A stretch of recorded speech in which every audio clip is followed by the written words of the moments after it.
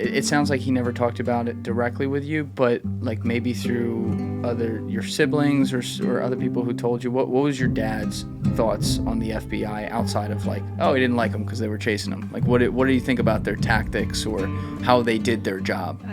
He's in my head right now. He's saying, tell DiOrio to shut up. Say hi to Vinny. Yeah. He just knew he was smarter, and he knew he could get around them. He trusted. This was one thing he would say to me all the time. I don't trust my left hand from my right. He said, so I don't trust anyone.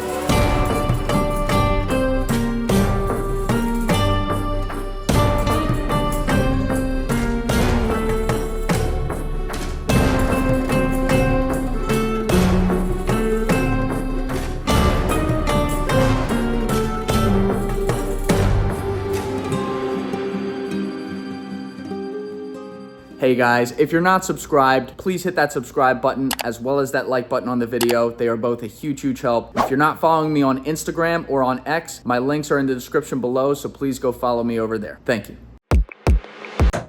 Rita, thank you so much for coming today. It's great to talk with you. Oh, pleasure, hon. Thanks for having me. Of course. I wanted to talk to you for a while because I had seen your Mark Laida interview on Soft White Underbelly while I was working, probably like a year ago. Sometimes I'll put something on in the background. I'm like, oh, she's really cool. And she was literally the daughter of like the guy. So I'm glad we can do this, get a first person view up close as to what the peak of the Mafia looked like in a way, because you grew up in it. Sure. And we are joined today by someone I don't think your dad would have liked very much, but No, nonetheless, he would have loved. We're joined by, as many fans know, Special Agent Jim DiOrio, who you worked some OC throughout your 25 definitely years, worked some OC. obviously, Yep. organized crime. Yep. So No doubt. I figured this would be good to kind of have like as a co-host where we could have a little from both sides how they might have been seeing it as things were going down. But to start off, for people who are unfamiliar with your father and listening right now, who was your father? So my dad was the head of the Genovese crime family in Manhattan, Vincent Gigante, and he was actually also the head of the commission, which meant he could pretty much rule the 5 families. They would have to come to him to get permission to do anything, anything that they wanted to do that was outside of the box, so to speak. They would have to come and ask him permission to do it. And that's like if they needed to off someone high up or something like that? Okay. Exactly. Now, when were you born? 1967. So were you aware from a young age who your father was, or was that something that came later? Because it's not like you're coming up with the internet where you can go Google who your dad is, You kind of have to hear what you're allowed to see. Like when did you figure it out and put it all together? I figured it out. I was told at 16, but you know how children know things that they don't know how they know them, but they know them, you know? So growing up with, the phone was always off the hook. The TV and the radio were always on simultaneously. There would be men coming into my grandmother's apartment, and they'd sit around the dining room table, and nobody would really speak. It was always they would get up and it would be just about a whisper to him. But again, the TV, the radio, everything was on. So I would watch this, and I would wonder, what is all of this? Who is he really? I knew he was somebody important, but I had no idea to what degree, And I remember watching that, and who would pass him a note, and then he would give them some kind of command because they would come over to him and he would whisper, and then the note would be ripped up and either flushed down the toilet or burned at that point. And they will, I have to tell you, and most people, when I say this, they're kind of baffled a little bit, but these were guys that were in my life from the time I was born. Oh, yeah. So I loved them like they were uncles. They weren't bad men to me, ever. So I enjoyed when they used to come, and they used to even come on holidays, and spend time with us. So it was, but that's how that's how I began to understand that something, he was very important, but I didn't know to what degree and how. Now, also growing up in my life, you just knew not to ask questions. Mm. Don't ask me how that is, because it just is what it is, right? You know not to ask questions. You know that if you do, you could be in trouble. And everything was very secretive. The shades were always shut, so we didn't even know if it was light or dark out. We don't know here either. Yeah, exactly. Exactly. So it was depressing a lot, because it was a 4-room apartment. Now, when I was born, there was already 4 other kids, and there was 2 German Shepherds that lived with us in that apartment. So I was 6 months. It was July of '67. Came out to New Jersey, and he stayed with us about a year. You were in an apartment in Jersey? No. We ended up in the house that my mother lived in, and we lived in. And so once that happened, he stayed about a year, and then I was a year and a half when him and my mother got arrested for a Christmas gift that they gave the police department. It was $50 in a check. My sister actually walked the check in. It was ridiculous. Here we are. And him and my mother get arrested, and that was it. He's like, I'm going back to the city. All charges were dropped, but, he was like, I'm done with this fucking How many town. heads dropped for those charges to be dropped? Wow. It was just ridiculous. Over really. $50? $50. Come on. Yeah. We finally got him. Yeah. Right? It's the daughter. Take the daughter down too. Oh, man. All right. So if I understood this correctly, he had a gumad named Olympia as well, right? Yes. Same name as your mother. So he had a separate family. And a separate family and a separate life. They lived on Park Avenue. Well, actually, they lived in Jersey first. And then he moved them back to the city and moved my mother out to Jersey. When did you know about them at all when you were I didn't know up? until You didn't I know you had was siblings? 21, maybe. Oh, wow. Yeah. Do you have a relationship with any of those kids today? No. We met a long time ago, and we went out a few times, and it was nice. I mean, it wasn't, it was hard. He made it hard. Yeah. It could have been different, but he made it very hard. And we were out one night, and they thought that my father was married to their mother, and my mother was the other woman. So I guess I wasn't supposed to drop the. Oh, you dropped the truth bomb on I him. did. I dropped the truth bomb, and then How'd that go down? Not good. Yeah. Not good. But he didn't blame me. He blamed my other sister, and which she didn't. She didn't. It was me. But she took the slap for me. And how so? If you told them, they didn't know it was you? Yeah, no, they knew it was me, but they didn't say it was me. They never said who it was. They said like your daughter told us. Right? Yeah, and then he went to my other sister, and he just, automatically thought it was her. Yeah. Was she the same sister that delivered the check to the PD? No. Okay. Different one. No, different I one. would have blamed it right That's there, too. that's got to be so hard, though. My oldest sister was very close to my dad. Okay. Very close. I would say one of the closest, where he would confide a lot of things to her that were really not to be, confided in a kid 15 years old, like this other family, like, Oh, he told her all about Yeah. that. Wow. Yeah. Now, you were the youngest on this part of the family, right? You were the Yes. youngest of 5? Mm-hmm. And you were a lot younger than your other siblings? Yeah, because my brother, the one above me, is 10 years older. Oh, wow. And the oldest sister is almost 16 years older. Okay, because that was going to be my next question. You found out when you were 16. You said you were told. Who told you again? A friend of the family. Okay, so it wasn't your siblings. So your siblings never Outed me? No. Well, you never went to them when you were like 11, 12 and kind of figuring Oh some yeah, stuff out? I asked a lot of questions as I got older, but I got told, Daddy's sick, and that's all you need to know, and that's all you need to tell people. Right. So he had a heart condition that was evident because he had major open heart surgery. He was a boxer, so maybe he had a little bit of head injury, but not where he couldn't do what he did. Right. you know, Right. obviously. Now, for people out there who aren't familiar with your dad, just like a little extra background here. So, as you said, he was like the boss of all bosses and everything. But he is historically one of the most interesting guys in the history of the Mafia because he created this scheme where he would essentially fake that he had schizophrenia. Mm-hmm.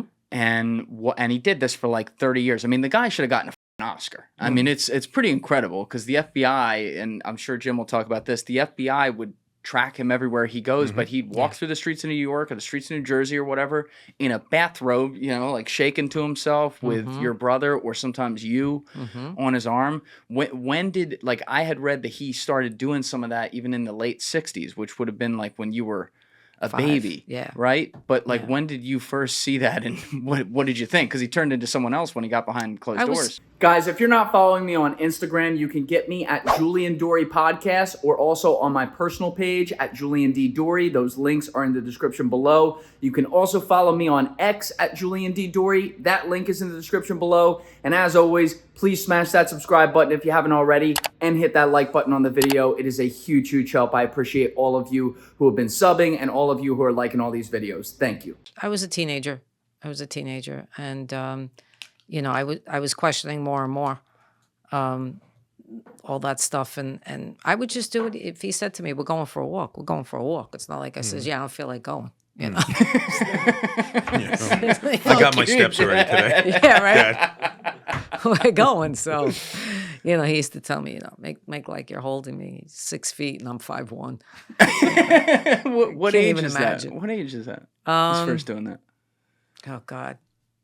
I probably right after I found out, I would say. Oh, he's like, oh, so she's good for the walks now. Yeah, she's Authorized. That was hard because, you know, either someone would be walking by looking at us like, going on here? And I'd be looking at him, listen, you don't know my life, shut up, mind your business. Or they'd be like this, tapping, you know, pulling their hat down to him because they know him. Right, Because he took care of the neighborhood, you know. Yeah. I think it was harder for me to have to walk into a mental hospital when he would check himself in. Oh, that's right. He would do that too. Yeah. If he felt they were really close to him, like the FBI was really getting close, he would check himself into St. Vincent's Hospital in Harrison, New York for like 3 weeks at a time. God, he was dedicated. Oh, God. They never broke This character. man was dedicated. No, he was on the 3rd floor with all of them that had schizophrenia, bipolar. Wow. And for me, that was brutal. Oh, I can't even imagine. I've never been in one of those places, and like, I never want to be. I never want to see what that looks like. It's sad. It's very sad. And that, for me, that was like, all right, now you're making a mockery out of people who are really sick. You know what I mean? Like they're ill. They're not, you know. So I know why he did it, and I you know, I get it, but it was brutal for me. Yeah. Yeah. As your father, you had to be like, I don't want to do. It's scary. It's scary enough. Yeah. Right. To have to go there anyway for an hour. Then you know the whole thing that's going on. It's got to be really, really tough. I'll tell you the truth. It would take me about 10 minutes, and I would fall asleep in the room because I just couldn't. I was like, I'm done. Too much going on. Yeah. Too much. Way too much. It was better when we sat outside on the grounds. The grounds were beautiful. So we used to sit in a gazebo, and my mother, of course, would bring him everything he wanted to eat and all of that. But that made it a little bit easier because we were there 3 hours, 4 hours. Oh, yeah. You know, this wasn't like a 15-minute visit and we were gone. Yeah. You know? Now, when you were growing up, long before you knew, like how young did you at least deduce as a curious child that your dad maybe had a dangerous streak in him? I deduced that at a very young age because I was 5 years old when I witnessed him beating someone, which he did not know, that I was underneath my grandmother's dining room table. Wow. And my mother and my grandmother were in the building, but they weren't in the house. And he dragged somebody into the apartment. I heard the footsteps. I heard the men, but I didn't hear him. All I heard was like you know, when you hit somebody, you hear like that crack. Yeah. Guy fell to the floor. I backed up underneath the table and I just put my my arms around my legs, and I started to tremble. You know. Now don't forget, we got music, Italian music in the background. We got a TV on. And I see my father's hand just up and down, like smashing him. And the only reason why I knew is because he had his ring on. He had a pinky ring on that I knew was his. You know, I was What's the vantage point? So you can like you're seeing him actually come into contact, but because the he's guy too hits the high. floor. He's too high. He's too high. I right. see his hand. Oh my God. I see his hand, and the blood starts trickling to my feet because he's ripping the man's face apart at this point. And the last thing he does is step on him. And then he, like above a whisper, you could hear, "Don't ever fucking disrespect me again. Get him out of here." That was it. Done.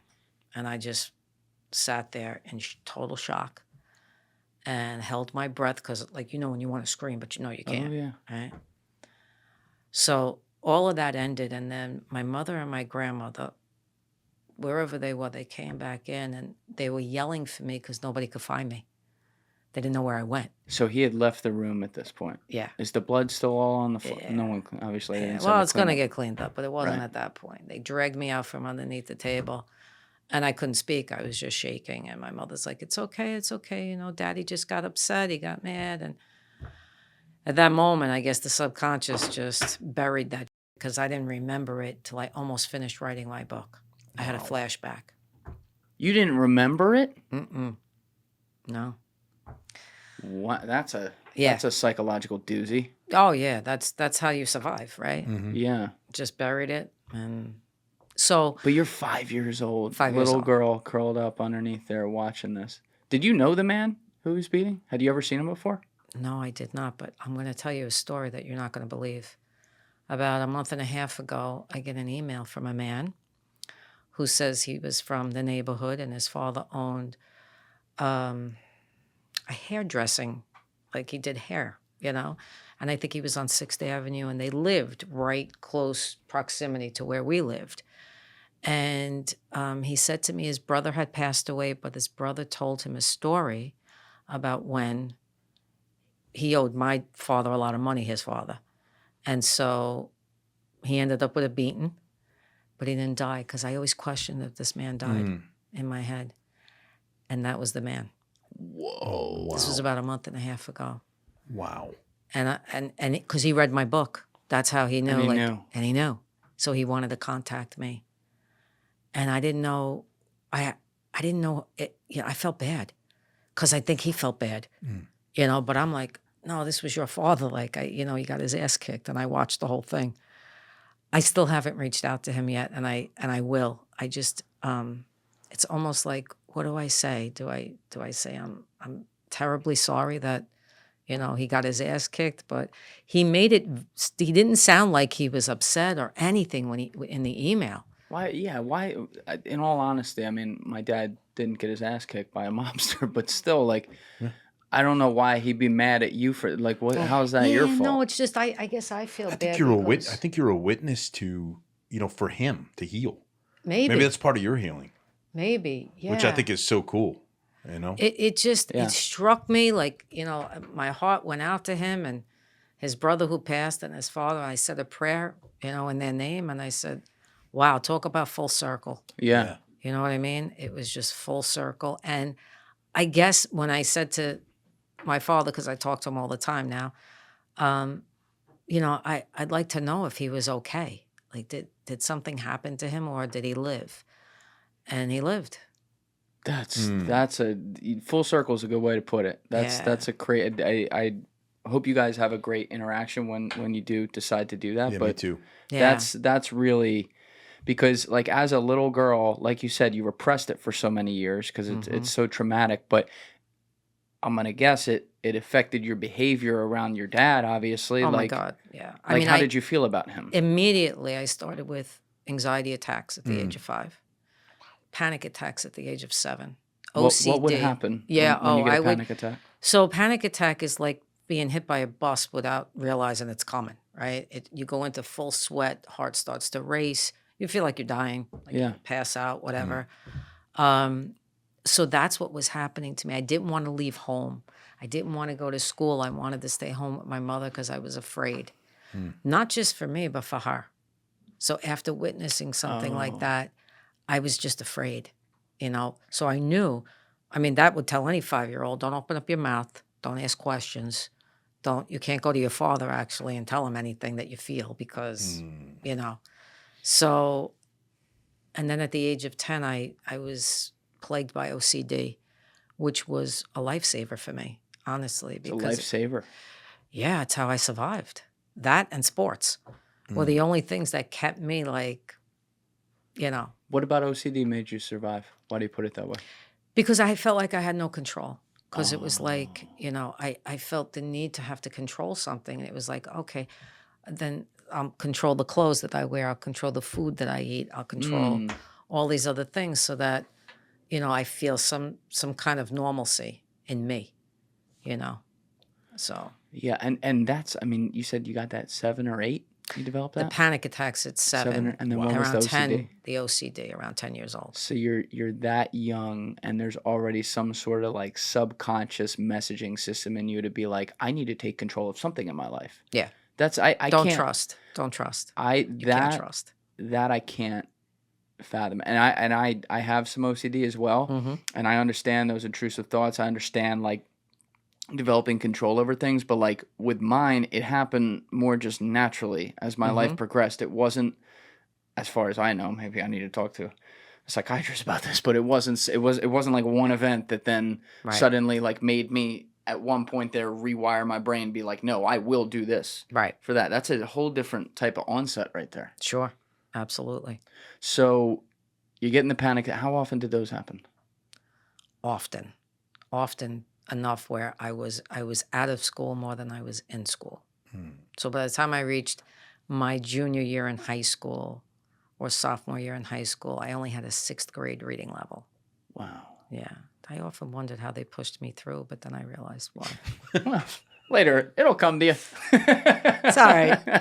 Got a lot of help. My mother took me for a lot of help, but by the time I was a senior, I took matters into my own hands, and I had a great English teacher, and I read The Great Gatsby. Oh, great book. It turned my whole life around. One book. One book, one teacher turned all of that around for me. Did it like unlock your love for reading kind of thing? Oh, yeah, I was reading 3 books a day. Oh, that's I'm sorry, great. 3 books a week. That's great. Yeah. I just one right after the other. So my vocabulary just increased and increased and increased. It was, yeah. Of course. So, I mean, your dad, though, if you were getting pushed through in school, as you now know you definitely were, he had to know things were up with you. And he knows. Of course he knows. And he also knows, like, you have a great IQ. That's not the issue. It's some other things holding you back. Did he ever, how involved was he with, the medical side of trying to look into what might be holding you back? Not involved at all. He left it to my mom and my oldest sister. How'd that make you feel that he wasn't involved at all? Well, listen, I was 6 months when he left, right? So I would see him, but not as often as they grew up with him, So I his and my relationship was like, I would come into the apartment, and I would sit down, he'd say, how you doing? I'd say, I'm okay. How's school? Good. How's your mother? She's good. You taking care of her? Yeah. All right, done. End of story. Kind of going through the motions. Going through the motions. Yep. Going through the really motions. didn't want to hear if you had any issues or problems. No, not for a long time, until I got a little bit older, and I would tell him things that I used to be afraid to talk to him. And then I was just like, fuck it. I'm just going to say it, and what I get, I get, right? So I tell him I was doing really good in school, or I graduated, summa cum laude, or and then I graduated massage school, which he hated and didn't want me to go, but my mother told him, leave her alone. She's going. And honestly, that's when I began my work as a psychic medium. That was the tipping point for me. And what was, like, when you say psychic medium, what are you referring to specifically? So I could put my hands on somebody in massage school, and I could tell what was going on in their bodies physically, because I'm an empath. What an empath is someone who could feel everybody's shit, right? I could feel if somebody's depressed. I could feel if they're angry. I could feel if they're enraged. I could feel if they're sad.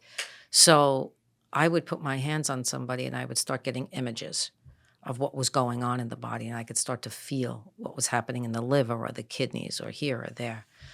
I didn't know how. I just knew it was happening. And then I would tell people this. What do you mean images?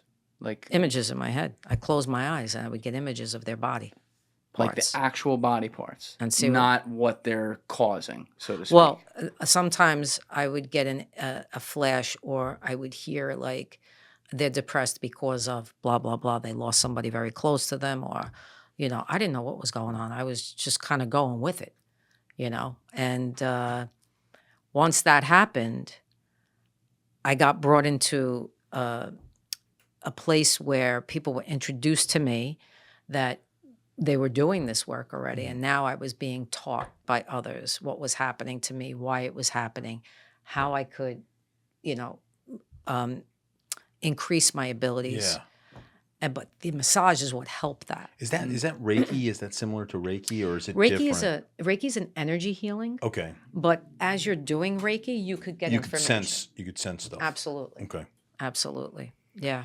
Yeah, I gotta think, and it seems like you're kind of hinting at this, but a lot of it's pretty much like your life's traumas are what make you the empath, and then you're constantly just aware of what other people are what vibes they're giving off, so to speak. Is it that Exactly. simple, or is that oversimplifying? No, it's not oversimplifying it. I mean, I was born that way. I knew it. I was very sensitive. But nobody back then knew what an empath was. Mm. It's not like at 5 years old, my mother goes, "Oh, she's an empath. Let's take her to the Right. and get her some help." You know what I mean? So that was, that was not going to happen. So they tried sending me to the school psychologist, and I ran from her because I didn't like her energy. Mm. And she spoke like with this really heavy, crazy accent, and I was just like, I'm not going back. Trying to medicate you or find a way to put you in the crazy room. Yeah, they only tried medicating me once, which had an adverse reaction because they gave me too many things at one time. And that just had me hallucinate and all kinds of boy. things. So that was the end of that. How old were you when that happened? I was 19? Oh, man. 19. Yeah, because I had tried to come out to my mom and dad at 19. You came out to your dad? Oh, yeah. Tried.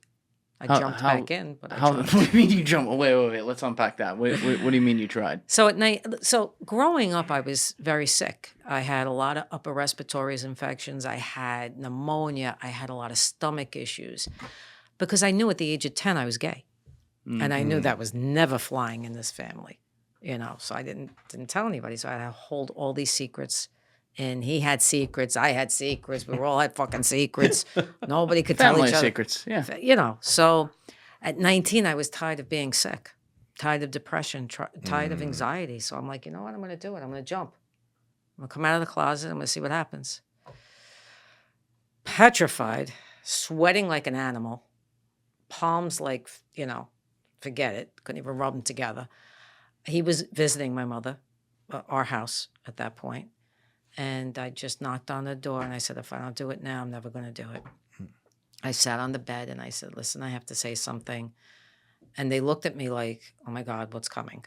And they're like, no problem. You can tell us anything you have to say. It's okay. And I said, listen, I like women. I said, I've known for a long time. This is who I am, blah, blah, blah. Full on expected he's going to get up and I'm going to get a backhand. I'll probably fly out the door, right? Instead, I got the complete opposite. I got a very calm answer, and I got, Ray, it's okay. It's just a phase you're going through. Oh, boy. Phase so argument. many people go through these phases. It's all right, You'll get better. Don't worry about it. You'll get past it. You'll get married. You'll have kids. You'll take care of your mother. And I looked at him, and, I'm an empath, so I could feel it, right? And I says, oh, motherfucker, I'm in trouble. I am in such fucking trouble that I wish I could have just took the words and pulled them back into my mouth. And I said to him, you know what? You're right. I said, it's just a phase. Oh, nice move. Because you knew you could feel like the anger and Oh, probably some fear too. if I get it, I was Right? like, I'm dead. Yeah. If I don't fucking, Yeah, change this this. is He like probably the had boss fear. of all bosses. He probably You're had walking fear in. as well. Yeah. Because well, He if they was afraid if of- somebody finds out, what did Somebody I do finds wrong? out, because that'll be a disgrace to the family. Yep. I'm going to hell because that's how the Catholic religion felt about this. He was still kind of thing. Catholic. That's nice. Yes. Yeah. 5 rosaries a day. Right? All the fucking statues lined up, 5 rosaries a day. He had OCD. I would move his statues just to aggravate him. So Padre Pio's supposed to be over here. yeah. What's going on, right? Oh, he came running outside. Who moved my shit? Because me and my sister were cleaning the house. I just looked at her. I said, she did it like that. The one who took the check to the cops. No, it was the other one who was The other outside. one. Okay. So he would look at me with that. He had the look. He would look at me with that look, and then I would smile, and then he would smile. Like that would be like, I really was the only one that could fucking get away with shit like that as I got older, right? He never hit me, never, ever came at me that way because he knew of the anxiety and the panic because of my mother. And she would always tell him, don't, because I was the closest to her. And he obviously, because you had even repressed it, so it's not like you were talking about that initial memory when you were 5, but he had no understanding that you had ever seen him at all in action, so to speak, right? No. Did he think that you knew what he was when you were 13 or 14? I think he might have surmised something, which I surmised that he was important. I just didn't know he was giving orders to kill people, you know, or racketeering or this or that. I just, you know, maybe he owned something. You know, I didn't know. Yeah.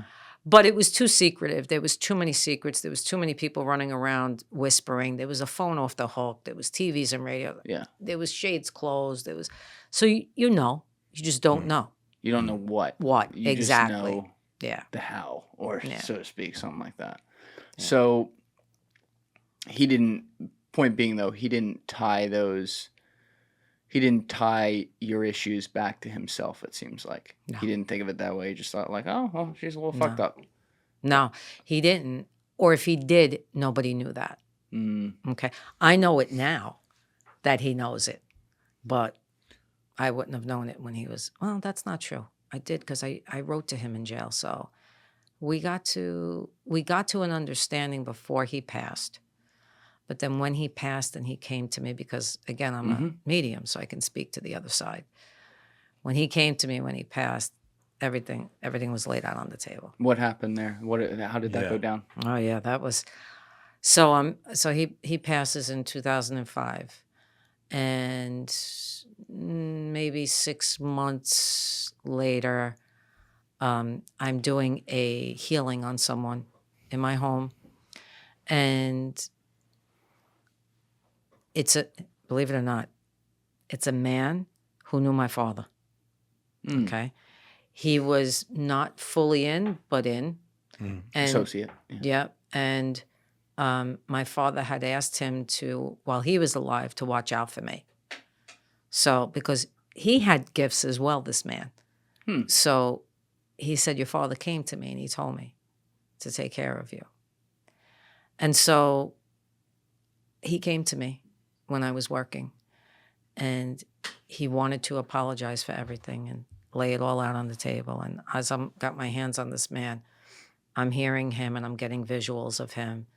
And he's asking me for forgiveness, and he's saying, I want to see if I can, clear some of my karma and redemption, which is part of my book, Love, Healing, and Redemption.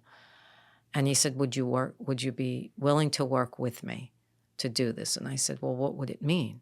And he says, well, I would come while you're having sessions and help you. And I thought for a second, like, who's going to come here that he could help me with unless they're from that life? You can't even imagine how many, all right? You can't even imagine. But it wasn't just that life. There were others as well. Kids who wanted to get into that life came for healing because they just wanted to meet me and ended up walking out and not going into that life. Oh, that's interesting. That's powerful. Because he came through to speak. So how long after his death did you say that was? About 6 months. 6 months. Yeah. Now, you're just hearing him. You're not necessarily seeing him. Oh, I can see the vision, but it began with me feeling him. He was like a bull in a china shop. He was going to other psychics and mediums that were my friends, colleagues, and he was waking them up in the middle of the night and saying, call my daughter, you got to tell her I'm trying to get in touch with her. Call my daughter, you got to. And I'm getting phone calls going, Reed, can you tell him to back off? Like, can he come like during the day? And I'm like, Dad, you know. So once I started to talk to him, then he didn't go to anybody else, you know. And so, and so that's it. I have more conversations with him now than I ever did when he was alive. Well, that was going to be my next question because this is interesting. Obviously, like this is otherworldly, quite literally. Yeah. But when he was alive, after it's clear before you were 13. Like there's, as you laid out, just a conversational relationship, like light conversation. Mm-hmm. Like, did you love your father because he was your dad, but not really love him? I loved him because he was my dad, but I saw sides of him that not many people would know unless I came out and said it, right? Like what? So he loved Elvis Presley. So if I put Elvis Presley music on, he'd get up with his robe, slippers, and he'd start. That's where he got the shake from. There you go. That's where he got it. 2 left feet. Couldn't dance, worth the shit. If they went out, like, because him and my mother would go out to the Copacabana or whatever, he would make his friends dance with him. Oh, my God. He would not dance. But he would get up in the apartment and start shimmying, you know, if Elvis Presley was on. So I could see who he was in those moments. Yeah. I could make him laugh. I don't know anybody else that... You were afraid of him, but you could make him laugh. As I got older. The fear lessened as I got older. I knew what I could do. I knew what I couldn't. I knew what I could get away with. And he would just look at me like what? Were you the baby of all the kids? No, Everybody? there's 1-2 years younger than me on the other family. Okay. Yeah. He spent a lot more time with them, though, than he did with us. So they got a full... I don't know. I'm a little grateful for that, honestly, because it might have been too much for me to have his energy, you know. So, but they got a lot of him, which was great. After you found out, though, when you were 16, first of all, you said it was a friend of the family told you who he was? Yeah. What happened there? Like, was that just he came over and said, no, it's time to that know? That was a girl in school was, you know, with a rumor going around that she didn't even come from my school. She came from a different school, but she was at the school that day, and there was this rumor going around that, you know, I was the Mafia princess, and my father was a gangster, and he was this, and the head of the Genovese crime family. I was having a really shitty day. Normally, I can let shit roll, you know? I was having a really shitty day, and I was kind of tired of her talking about my family, because this wasn't the first time. This was like the 50th time. And I had a really good friend that hung with me, and I said to her, and she said to me, she's here, and, you know, she's talking shit again. And I said, all right. I said, you know what we're going to do? I said, follow me to the bathroom, because I knew at a certain time of the day, her and these 2 girls would go into the bathroom, you know. I says, you stay outside. I'm going to go in. She says, you sure you don't want me to come? Like, there's 3 of them. Don't worry about it. I said, I'm going in. All right. She stood outside. I went in. The first 2 girls, her friends, come out of the stalls. And they looked at me and they backed up. I said, get the fuck out of here. Like that. I love it. So they left. She comes out. And you could see she's got like a little fear in her, right? And then she got cocky. Like if she would have like talked to me and I would have explained myself and blah, blah, blah, she got cocky. How'd she get cocky? Like, well, you know it's true. You know that, you know, you are the... not even a whole sentence got out of her mouth. And I just took my hand, I grabbed the back of her hair, because, you know, they're in the 80s. Oh, yeah. Big hair. Big hair, Yeah. right? Yeah, that's easy. I just wrapped it, and I just brought her head to the sink.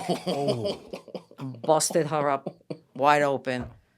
She fell on the floor, and I just looked at her, and I says, don't ever let me hear you talk about my family again. And I stepped on her. Oh. Like my father did. And then it came back. Yeah, I was going to say. Like that image. You had that forever. For a second, came back, but it left again. I still didn't remember what happened. It's like a traumatic, like, you know, when you hear the screen go. Yep. like that. Exactly. I walked out of there, and you know when you got the adrenaline going, you're shaking, right? Oh yeah. I hear down the hall. I hear Gigante in the office. In the office, I sat there. I had my friend with me. She comes into the office, bloody, the whole thing. What happened? My friend goes, I don't know. I didn't see anything. On brand. Nothing. On brand. Yeah, perfect. Principal goes, what happened? She must have fell. I says, I have no idea. She must have fell. So I thought for sure. I thought I'm getting suspended, blah, blah, blah. Every day passed, nothing. I get home, the phone call. What happened with this girl? So I told my family. Good, she deserved it. Good, she deserved it. Great job, honey. I got to tell you, I felt so bad after that. Yeah. I really did. The only other time that happened, I was in 4th grade.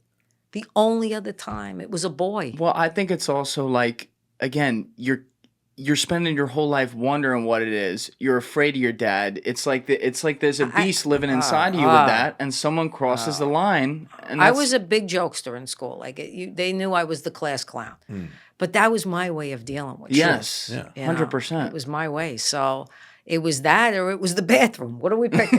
Yeah. What road are we going down? Exactly. You know. So that was the second time. The first time I was in 4th grade, and of course, boys are hard, man.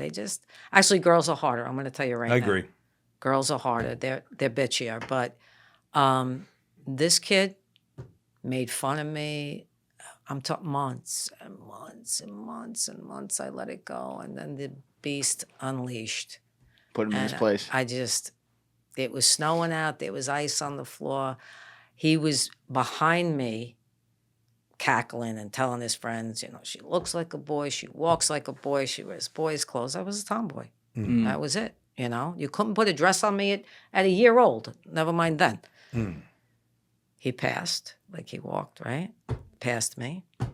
And he had no idea. I took the back of his jacket and I just dropped him to the floor. So you got a signature move. I guess. Yeah. I'm not sure. I'm not even thinking though. You gotta I'm not putting understand. my back to Rita. I'm not even back thinking. to Rita. I just dragged it, and there was ice, so he went down. Oh yeah. And I started wailing. I just started punching the shit out of him. No, he wasn't making fun of you about mafia related stuff. Though, No, right? just It was me. other- Just you. other stuff. All me. Yeah. And I said I had enough. In my head, I said I'm gonna kill this motherfucker. Dragged him to the floor, just went loose, and then they pulled me off of him. And I was smiling, the grin, because I thought to myself, "There ain't nobody gonna fuck with me again." That's it. Nobody's gonna say a word, right? I'm 5'1", right? Yeah. I was probably 5'1" in 4th grade. I wasn't gonna say All right, it. so and you then just- that was it. It's like Oh, I you stopped. just didn't grow anymore. That was it. You got to that point, and that was enough. That was it. Wow. So didn't get in trouble for that either. I got to, they wanted to send me to somebody to talk to, which that was the lady who had the accent. And I said, I'm not going back there. My mother said, you don't have to go back there. And nobody screwed with me after that till this girl in high school. But So- when you did find out when you were 17 after that event, and that's where we started with this. How did the conversation initiate from, and who was the person who told you officially? Like, that's true. So what happened was I went from that time at school when I went, I got on my bicycle. I wasn't driving yet. Got on my bicycle, went right to the friend's house who was very close to our family. Hysterical crying, blood everywhere. She thought somebody hurt me. Mm. So I walked in huffing and puffing. I says, I got to know. You got to tell me what's going on here.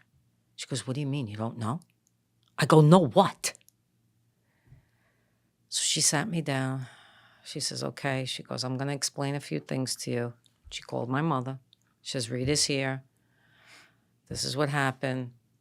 She explained that that's who my father was. And as I'm sitting there, I'm not even looking at her. I'm like this, stunned, right?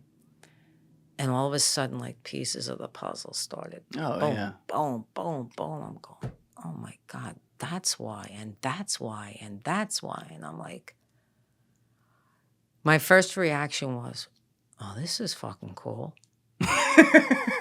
Ain't nobody gonna fuck with us, right? I'm thinking to myself, he is who he is. The second reaction was, after thinking about it, was, oh my God, they can come after us, like either Yeah. another family or the FBI. I'm thinking, like at any moment in time, right?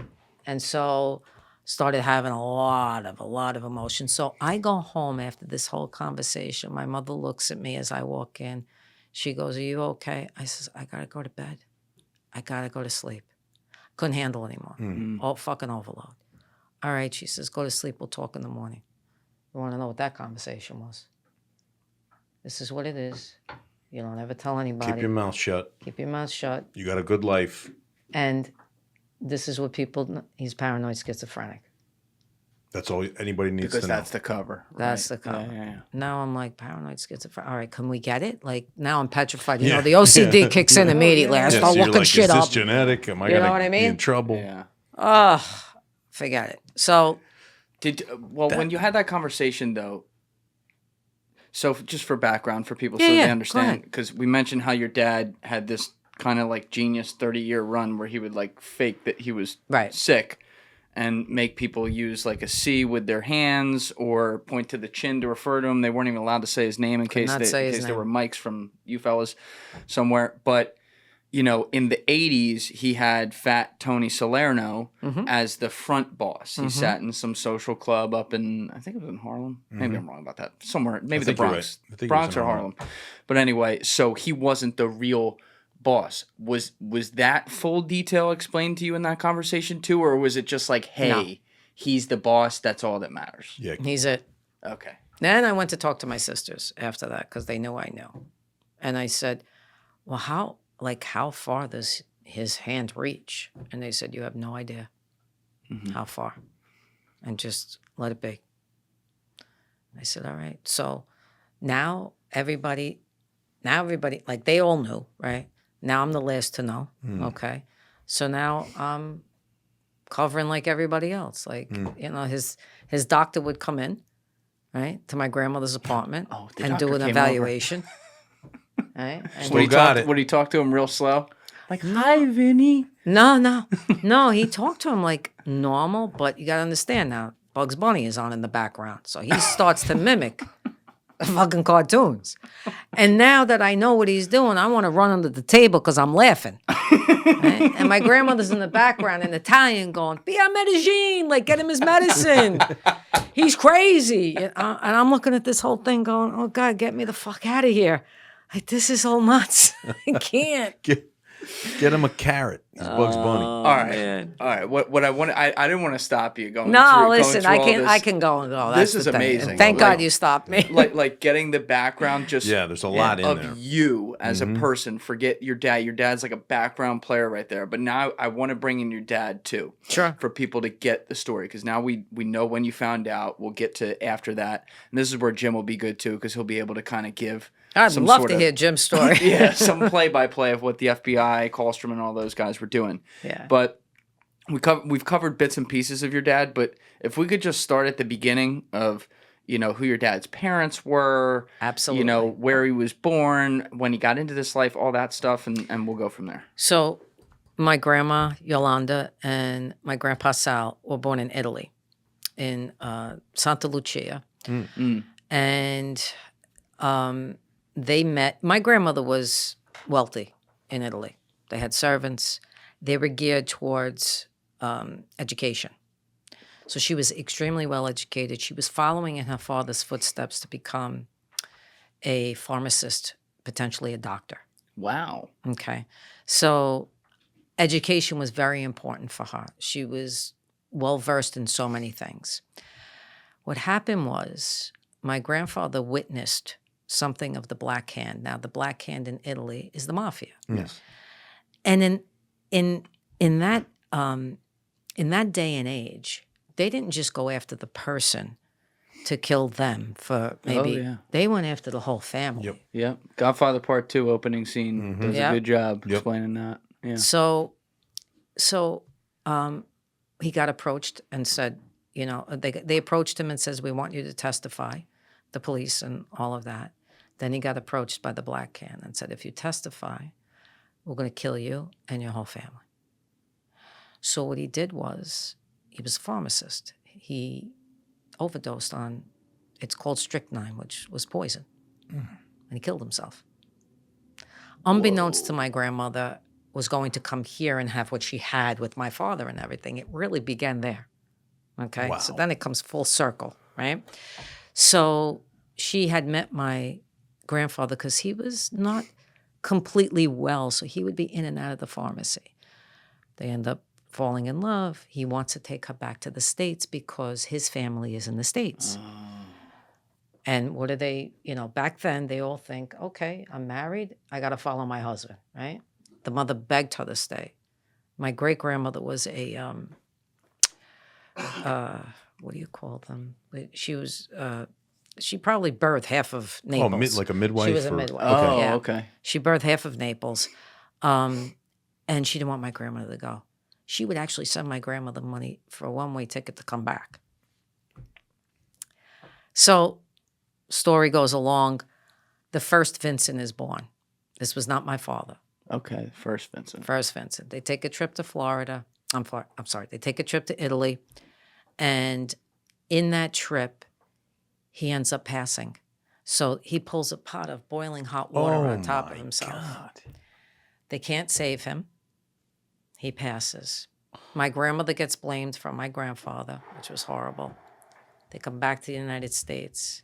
She gets pregnant again. Now it's my father. So this is Vincent number 2. And he had an older brother, Mario, too, right? Mario, yep. Okay.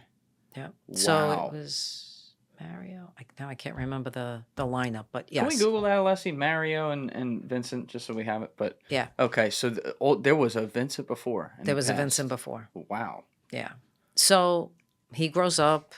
At the age of 14, he's already running little crap things. And, by the time he reached 15, 16, he starts to become a little bit known in the neighborhood as a good kid. We're poor. Like, my grandfather was a jeweler, my grandmother a seamstress. They were working people, right? So Vito Genovese hears about him, pulls him aside, takes a liking to him, pulls him in, gets him to start boxing at the age of 16. Oh, he got him boxing. Yeah. He was able to because, you weren't allowed to box at the age of 16. He got him into boxing. Even back then, they had rules like that. Yeah. Wow. So, and he loved it. My father loved to box. And for people out there, Vito Genovese was effectively the boss of all bosses Yes. at the time. Yes. Yeah. But crazy. I remember. Coming up on being the boss of all bosses. Yeah. Well, he would have gotten your dad boxing in what, the early 40s? Something like that? He was 16 and he was born in 28. Yeah, so like 40. So Vito's... Yeah. Yeah, Lucky had just been pinched. Lucky's being Yep. transported to Italy in 46. So Vito, Vito's in charge of that family. Mm-hmm. Yeah. Wow. So, yeah.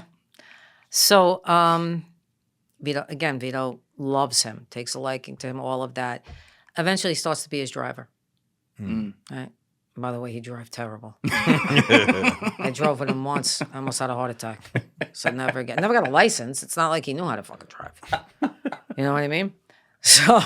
Bet you had a PBA card. I'll bet he did. I don't Paid even know. $50 for that. I don't even know if he needed that. Maybe he tipped him 50 at the police, and that was the end of it. Mm-hmm. Got to get that Bob Servino PBA. Get you out Gotta of shit, get man. it. Gets you out of everything. Oh, I my see. God. So the more and more Dad started to do things with Vito, the more Vito trusted him, took him under his wing, taught him everything. The more my dad started to see the money and the power and all of that. You know what happens to the ego? Oh, yeah. The ego takes over. Before you knew it, him and Vito were in jail together at one point, and he groomed him enough so that when my dad came out of jail, he was working his way. Well, there was something big before that, though, too, right? Because he went into jail with Vito in 59, I want to say. 59, I believe. Yeah. Right. But 57... Oh, that was for Costello. Yeah, how did he get put on? And can you explain what that was? Like, how did he even... Do you know how he got put on that? Was that... Just because he was Vito's driver? He's like, oh, you're going to do this, that kid? was my dad trusting him enough and wanting to move him up. So he had to do something like that in order to get to there and then be made. So they wanted, at the time, Frank Costello... So actually, I'm sorry. Frank Costello was still the boss of that family. He took over from Lucky. He was the boss of all bosses. And your father attempted in public to kill him. Mm-hmm. And the bullet went, I believe, like around his skull. Like it went up the temple and around the skull. So it was just hit an the hat. injury. I believe it hit his hat, and then it like scathed him, but it wasn't. Didn't kill him. Didn't kill him. But your dad gets arrested, put on trial. Costello comes in and goes, I couldn't see him. Yep. And That was it. And Costello retires. This is what's amazing to me. Yeah. And my dad lives. And your dad and Costello, like outside the courtroom, your dad's like, thanks, Frank. or something like that, and there was like an understanding there, and they went like that's unheard of in the mafia.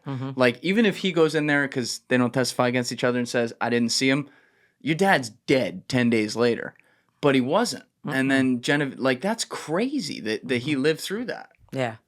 And by all means and purposes, he shouldn't have. Yeah. But he was like a son to Vito. So, yeah, and that's how he came up through the ranks, strategically, methodically. I have to tell you, as much as Vito taught him, he truly was different than Vito in a lot of ways. Vito was very, very, if he even thought somebody was coming for him, they were gone. And my father wasn't like that. He was very fair. There were rules, and it was old school, and that was it, you know? And even then, he had to make sure before he did anything.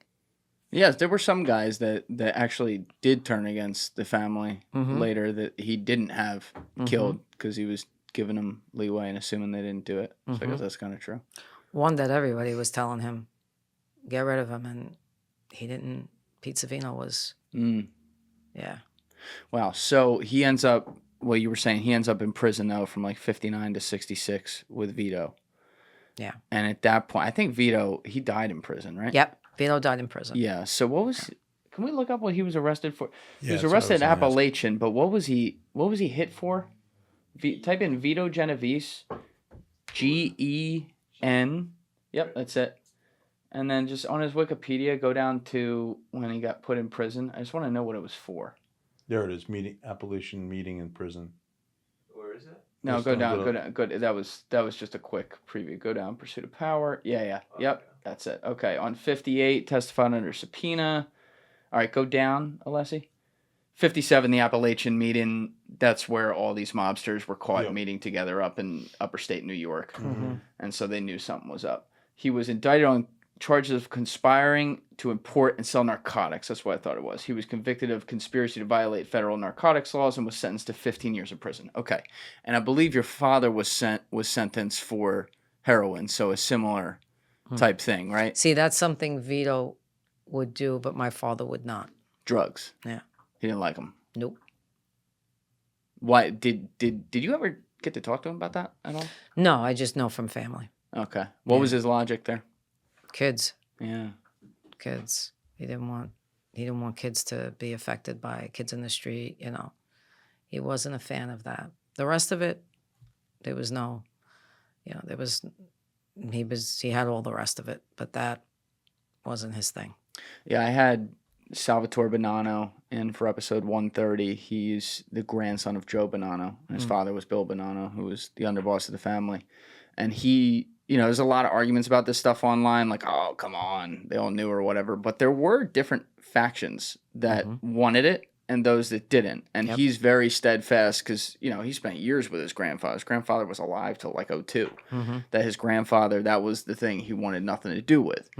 And if you look at like the Bananas War and everything, the factions there it was the people who were selling heroin and then the other side who was saying, we're not doing it. So I guess there was some, not all that is lore when it comes to that one in particular. Absolutely. Yeah. So he didn't like that at all. So, but how did he feel about his mentor being so deep in it? I think he just respected him because he took him in and, you know, gave him what he had and also spared his life. You know, spared his life. So he wasn't gonna go against him or say anything bad, but he just didn't run things the way he did. So he comes out of prison, though, in the mid-'60s, shortly after you were born. Again, you don't know what's going on with all this stuff. But at some point there in, I want to say the 70s, he becomes the actual boss, right? Or early 80s? I want to say it's early 80s, if I remember correctly. Yeah, it's so far away from me, so it's hard to... yeah, and then I realize, you know, because I'm 16, 17. Do you know the origins of what gave him the idea to do the faking schizophrenia thing? Did you ever get any inside info on that from family members? No, I think that's what was him. He just thought of it and started doing it, and they went with it. Yeah. That's so much work. Oh, my God. For everyone else, too. I can't like to. I had to step in his shoes at one point just to understand where he was coming from. You know what I mean? Like it's a lot. It's definitely a lot because you can't miss a beat. You know, I mean, thinking about undercover work, very similar, and people make mistakes all the time. Sure. Whether it's just answering to their own name, you know. So I mean, to have that level where you look at any information, you talk to agents who worked those cases back in those days. The guy never missed a beat. You know, he just never did. He never tripped up. Right. And that's how many people really knew that were in the life, and they all respected that as well. Yeah, because they knew. Yeah. You know, they knew the pinky ring would. You know, that was your identifier of him. Sure. So as you move forward in life, it's kind of like, it's amazing to me, your whole sense of people's emotions, probably from that's when you actually discovered, but didn't discover till years later. Yeah. I think that's when it came to you, right? Sure. It probably came, when I'm thinking about the guy reaching out to you, who was the victim's son, to me, it's kind of like, that's a God wink. Yeah. That you need to be with that person. Yeah, I know. I'm thinking in your think about it every day. It's almost your responsibility. Yeah. You know, from a higher power saying, "Hey, you gotta help this guy heal." Yeah. Whatever you can tell him, as hard as that is. And I think he's helping you too. Oh, I think it's a mutual beneficiary Big time. society. Oh, I was grateful when I heard he didn't die. You know, because it would have been one more thing. Yeah. That Dad had karma for. Yeah. And so I'm grateful, so grateful for that. Had you ever noticed before you found out, weird cars parked on your street? Not the guys who would come in and do Christmas with you, your dad's guys, but like guys like him, Even like bumper locks. Like, did you ever remember being obviously, not covertly, but overtly followed? You yourself, or when you were with him, could you sense? I could sense people energy, around, yes, and watching. And I just didn't know who. And yeah. I had this feeling like they were further off than, like, they weren't on top of us, because then I would have really. But I didn't know what to make of it. It was like, oh, what, like. And there was only one time, I believe, or twice, that there was a car in Jersey, if I remember correctly, that was there. That I'm like, what is this? Why are we? But probably not as much as my brothers would have witnessed, or my sisters would have witnessed, or something like that. Because I mean, there's two ways we conduct surveillance. One, to get you to approach us. Yeah. And then the second one is, hey, we need to be as covert as possible, because what we're looking to do doesn't make sense to have let out at this point, because we're trying to maybe build evidence for a wiretap. Right. Right. But I mean, he even had that down where the phone was off the hook. There's no way you could put a bug in the house because you wouldn't hear anything. You hear Bugs Bunny and Italian music. Yep. So it all kind of played in his, his ability to get into character. Right. Yeah. He stayed with that even in those motions. So probably I'm thinking back as a young agent, be like, why the hell are we on this? Right. I'm listening to Bugs Bunny all day. Right. The dude's whacked. Get lost. He's not making any decisions. Now, Jim, you came into the FBI in 96? 97. 90. Okay. Yeah. So you're coming in. This is right when he's now. We'll get there, but this is when he's actually going to trial later. Yes. Spoiler alert. Yes. But so you weren't involved in necessarily his. A lot of things that branched out from his as a young agent. Tino Fiumara. His whole very similar. Like, I think he learned from your dad. Learned to be that person, wave at everybody like he was a little off, which caused issues with younger agents. Right. Oh, shit, he knows me. Right. No, he didn't. He just waves at everybody. And hoping that you'll have the reaction that we've had some young agents have. Right. Like, oh, shit, and then that wires over. Right. Now you move on. Like, okay, he's like, oh, I know it's that payphone and that payphone. Thank you so much. Gotcha. Smart. How accurate was, to use a pop culture reference here, how accurate was the way the FBI did OC surveillance portrayed in, say, The Sopranos? Oh, I love those shows because it's always the FBI guy is always a boob. Like it's like, and so true. Don't get me wrong, we have plenty of boobs that still are there, and you know who you are. So you're the ones that keep writing hate mail to us. I told you, Rita. But no, it's good. It's kind of like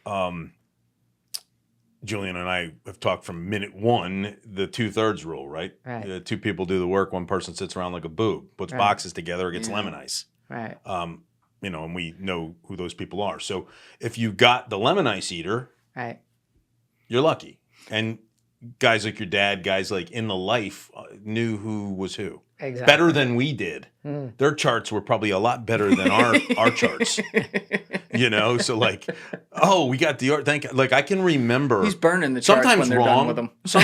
sometimes wrongly, and that's when it's even funnier.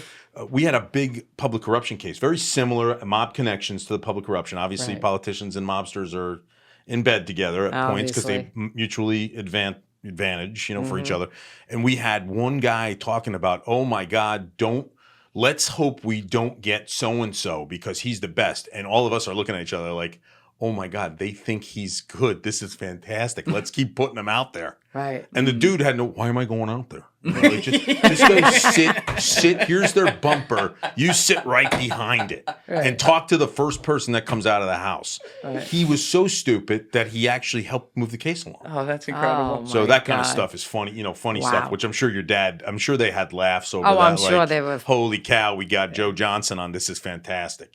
Dumb as a box of rocks, But for these cases at the time that Rita's father was being investigated, this would have been like Jules Bonavolante and all the Kallstrom, legendary, FBI, New York, legendary FBI agents. Yeah, Kallstrom, Bonavolante, Louis Free, technically. Sherpa, the one guy, Shrillo, Louis, all the guys that were well known. Right. They knew each other. Right. Everybody knew each other. Some of them grew up in the same neighborhood.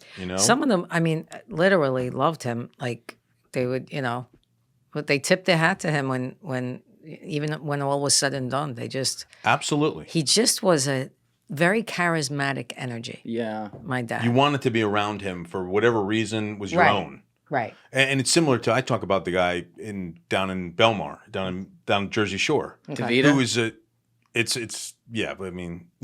another guy, but has a nickname too. But he's a scratch handicap golfer, so he's at a lot of the clubs. Oh, that's not DeVita.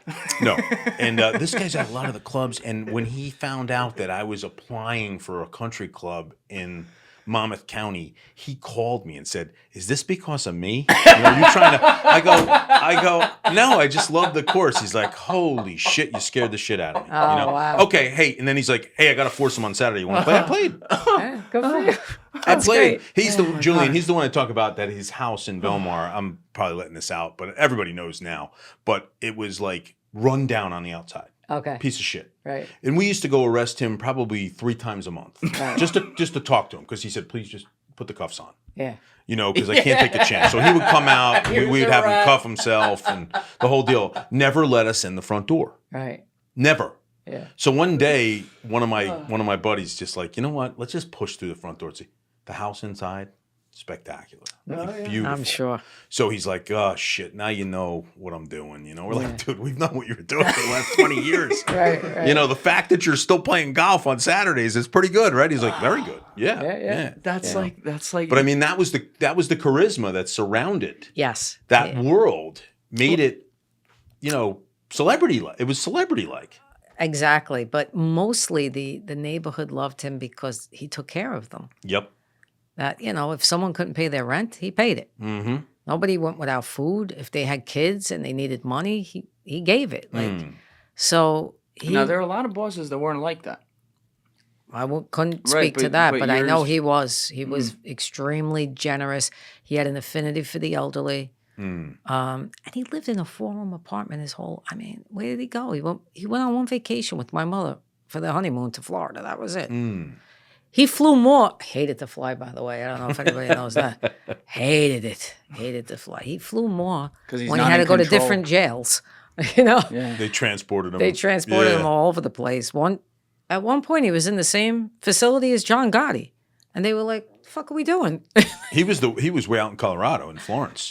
For a minute. Yeah. Wait, they put Gotti in Florence? Oh, that's where he died, dude. Yeah. He was in Florence?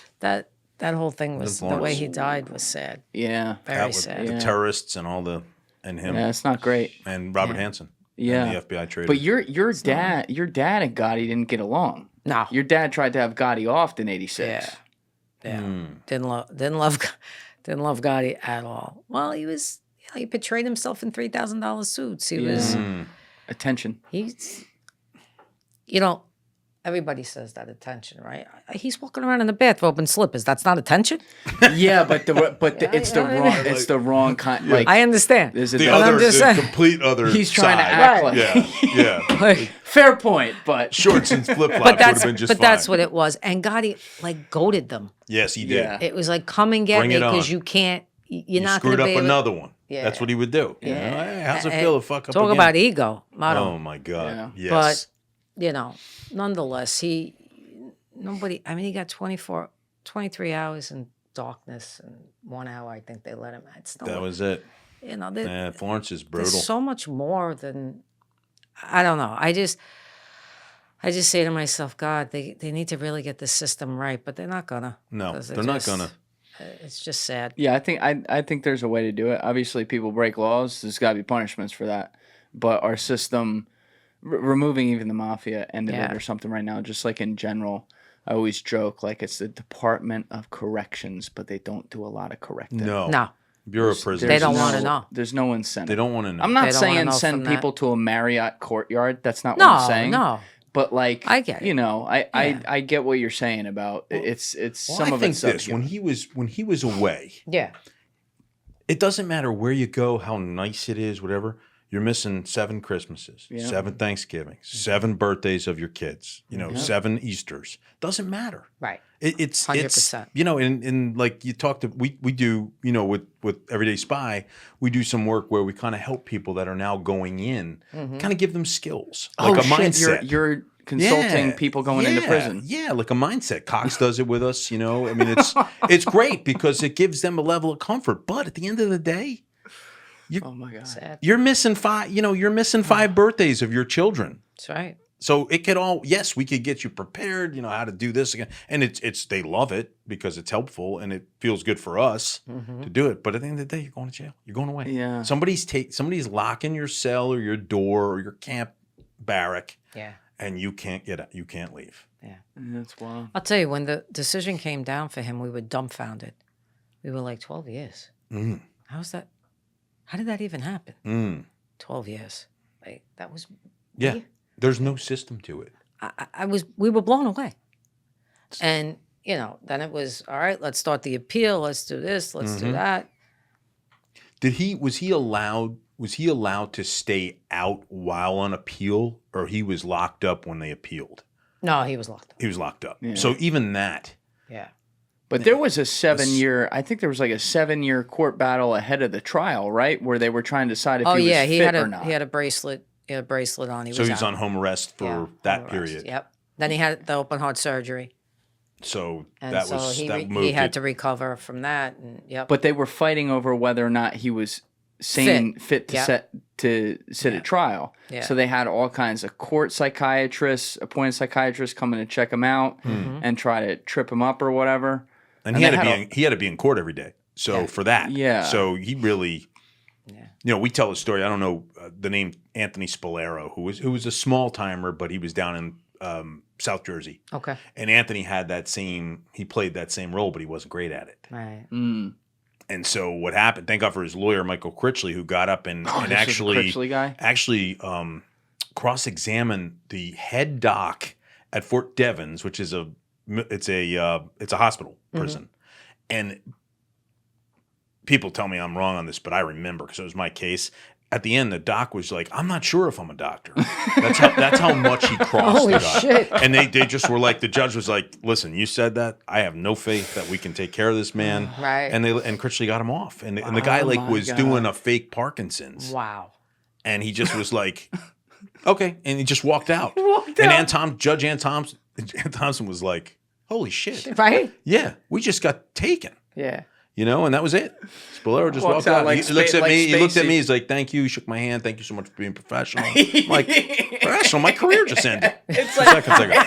it's like You son of a Spacey. It's bitch. like Spacey at the end of Unusual Suspects. Yes, He's like, and then suddenly, hey, how you doing? all How are you? It was the same kind of feel for me. Oh my God. So I mean, I think can't. about, you know, I mean, I think it's just. I love your story. I love your story. I love what Thank you're talking you. about. Thank you. I just, you know, I can't imagine what your sense of where you were at all the time was until you finally said, okay, This is it. We got to accept it and do the best we can to make better, you know, and writing your book is therapeutic and ministry grateful, to others, but to you mostly. You know, your trials have led to a story. It's Pretty amazing. extremely cathartic, and have the amount of people reach out to me and tell me how much it helped them. And they're not people of, some of them are, but majority are not people that have family members that are in the mob. Mm-hmm. But there's an aspect of the story that has helped them. And Can you give an example of that? yeah, the fact that I came out twice and finally lived my life. The second time I came out, by the way, I was 24. And I told my mother, and I said, I'm done. I said, tell him, don't tell him. I'm not saying a word. She goes, I'm not saying a word. So it was, even though we knew, everybody knows their kids. Yeah. He didn't, you know, say anything after that. So where was I? You were talking about an example of like how it helps other people who don't know that life. People who are gay, people who are oppressed or suppressed being a woman in a family, in that kind of a family. That's Italian powerful. Catholic, Italian That's Catholic powerful. family. Because I'm spiritual and I just took from the Catholic religion what I felt connected to was maybe 3 things. And then the rest I was like, I eat meat on Friday, so I don't really give a fuck. You know, like. I never got that either. I can't. My mother was crazy about it. I think to myself, the shit that they make up and believe. You got to get those gains. Come on. I'm sorry. You gotta I'm not do- sacrificing yeah. gains for Jesus. Yeah. Sorry. Gains for Jesus, my next book. Yeah. So Me and Alessi. being spiritual now, so that has helped a lot of people. Of course. Being honest, being able to speak your truth in that kind of situation. You don't have to have a father like mine. You could have a different type of father, but you know, it's all Amazing. You're amazing. It touched it. Anybody loves something that you can take personal. Now, look, I had a little bit of an advantage because of who he was, and so he was so, you know, he was notorious, right? But I really took the story that was me, and I humanized it, and I you know, I made it universal. It was extremely personal. Right. But I said, I want to help people, so I have to make it universal and have everybody be able to connect to it, not just, you know. So I have, you know, I have seen people in that life that were in the life that were now older and, you know, come up, hug me, kiss me. You know, initially they weren't sure about the book because they thought it was a tell-all. And I'm looking at them like, how could I do a tell-all? You know what I mean? I'm the youngest. Right. You don't know. Nobody's telling me intricate, like. Right. I know enough. I don't need to know anymore. And you wrote it after he was passed too, right? Yeah. I wrote it. I was writing it while he was in jail, but it did not come out till after he passed. Yeah, and I waited years. Like 2005, he passed. It didn't come out till 2012. Okay. Yeah. So I don't know what the issue. You know, my would be mother. there. I wanted her to grieve. I didn't want to bring any more, you know, craziness to her or anything like that. And it was so funny when the book came out. She says to me, "Ree, should I read it?" And I said, "Ma, you know everything." Yeah. He says, "You really don't need to read it," you know, because I didn't want to upset her in any way, but there were some things that I needed to say that might have upset her. You know? Like Not necessarily about him either. You know, like about her. Yeah. Like not being heard. You know, like where were you? Why didn't you protect me? You know, and yet she did in a lot of ways. She really did in a lot of ways. Yes. But you know, like in one of the stories in my book, I'm in 4th grade. I'm walking home like I do every day, and the crossing guard was an old Italian dirty man, and you know he decided he was going to put his hands on my chest. What did I have? in 4th grade, but, and he was talking in Italian and kind of like rubbing me. And I went home hysterical crying. I'll bet. Yeah. Hysterical. I was telling my mother what happened. And then the response I got was, okay, listen, you're not going to walk to school anymore. We're going to drive you, which I liked walking, and we're not going to tell your father because she was afraid of what was going to happen to this old man. And it flipped me out. I was like, what do you mean? He hurt me, like he should be punished. Not thinking that he was going to get killed because I'm in 4th grade, right? I thought my dad would just give him a beating or something. But Mom was afraid of that. Sure. And so we never told my father. So I felt like my voice was squashed. Well, once again, that's something where control's being taken away from you. Absolutely. But like in the worst way. Yeah. Yeah. That explains a lot. If you read the book, it'll explain a ton of things. And we'll have the link to your book down in the description, by the way. Yeah, great. So people. What's people can the check name? that out. What's the name of the book? So it's The Godfather's Daughter, but the subtitle is An Unlikely Story of Love, Healing, and Redemption. Love it. Because that's what it became for me. It was like I needed to forgive all of it. Yep. In order to move on and heal and help others. I mean, did you have, like, after you found out when you were 16, obviously sometimes he'd be like, come on, we're going for a walk, and you'd have to hold him up, like you were saying, and stuff like that. And he knew you knew. Did you ever have... Never. No. You don't even have to... Do we ever have a conversation about it? Yeah. Yeah, no. It's just, when you look at somebody and they know you know, and you know they know, and that's it. Then it was just... What's that like to carry that? Like, it's like the 500-pound elephant sitting on your forget being in the room. It's sitting on both of your chests. Yeah, I can't. After going through a lot of emotional, healing and getting rid of a lot of baggage from this, I used to put myself in his shoes a lot and think to myself, oh my God, what? Who would want to live within a 4-block radius their whole life and not go anywhere or enjoy anything? And especially with family, like very few things he enjoyed. He came out of character very few times, but when he did, it was so beautiful. He had the best smile. He could light up a room. You know what I mean? These are the things. And I think to myself, God, I wouldn't want to look over my shoulder for even 10 minutes, let alone what he did every day. So I started to humanize him. And that's how I was able to forgive him and my mother and everybody. Listen, I said to her, why did you stay? Like, what was it? And she said to me, they grew up together. They were babies. My grandmothers knew each other. They were playing on the roof together at a year old. She said to me, Ray, I never forgot the innocence. Wow. Whoa. He was so innocent as a young kid. That's the word she's using. Yes. And Amazing. he was a good kid. Heavy set, always heavy set when he was young. They had their first kiss. They were 12. Wow. You know what I mean? It's all she knew. It's all she knew. And that's what she kept. So obviously it's a lifelong relationship, very complicated one. Yeah. But, he dies. She's obviously grieving about it and everything. But, how long did she know, even if she didn't know who or what or where, how long?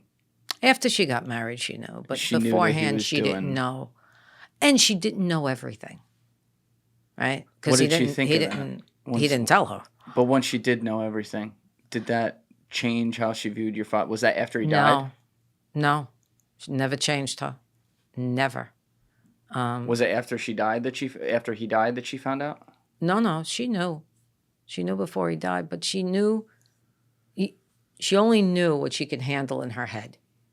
She never talked about it, not even to her own family, and she was able to help her family with him. So so she knew, but it was never spoken about in that way. She was more afraid for his soul, like she was afraid for my soul because I was gay, than anything. She wanted to make sure he would not go to hell. How did she express that to him, if she ever did to him or to you? How did that come across? Was religion a portion of her life? Well, listen, the crazy part is when my brothers and sisters were born and they were old enough to recite the rosary, they would sit as a family and say the rosary every day. Okay. Now, unbeknownst to anybody, all the initials in our name spell out rosary. Okay? Roseanne, Olympia, Sal, Andrew, Rita, Yolanda. So my father This goes, is a "Well, complex family. where am I in Love all it. of this?" So my mother goes, "You're the V for the 5 decades of the rosary." It's almost like he had to be a part of it, right? That was the part of him that you just had to love. Yeah. 'Cause, it was almost childlike. Yeah. Right? Hey, how the hell did I not get in there? And he was very, very much like that with my grandmother. He loved her, would do anything for her. He was somewhat jealous of anybody else who came around, like the other brothers, when she would pay attention to them. So he was like a regular guy, like everybody else. It's just he wielded, a certain power about him, and he was able to keep his focus, and he could have been the CEO of any company in this world, but he chose that one. Now he would say, Ain't that interesting? yeah, he would say to me, "What's the difference between me and the government?" And I would say, "Well, what do you mean?" And he goes, "Doing exactly what they're doing. They're just not getting a piece of anything that I do." Mm-hmm. And he pays his taxes, right? So he would speak in high level terms with you, like I would hear some things that he would be saying, and I would be like, "Wow, that's I that's an got it. interesting take on it." Because I often wonder, and people have asked me, like, if your dad was president, how do you think this country would be run? And I said, exactly. He would take the rules of that life and he would apply them, and you and nobody would be doing the shit that they're doing. I don't know what else to say. That's I think that's your next book. yeah, right. Like, Seriously. Remember that stand up bit like shortly after 9/11, the guy where he's talking what's his about name? I forget the dude's I name. know but, his name. But Wait. he's like, listen, they're hunting this fucking Osama guy. Yeah. If we had 2 Italians from Yes, Jersey, yes. let me tell you how this would go. Hey, Osama! knock, knock, knock. Hey, take a seat on that rock, will you? And then boom! And I think about that sometimes, and I'm like, is about he right. wrong? It's about right. Is he wrong? It's about right. There's not much difference, according to him, between the government and what he did. He just did it maybe even in a, how do I want to put it?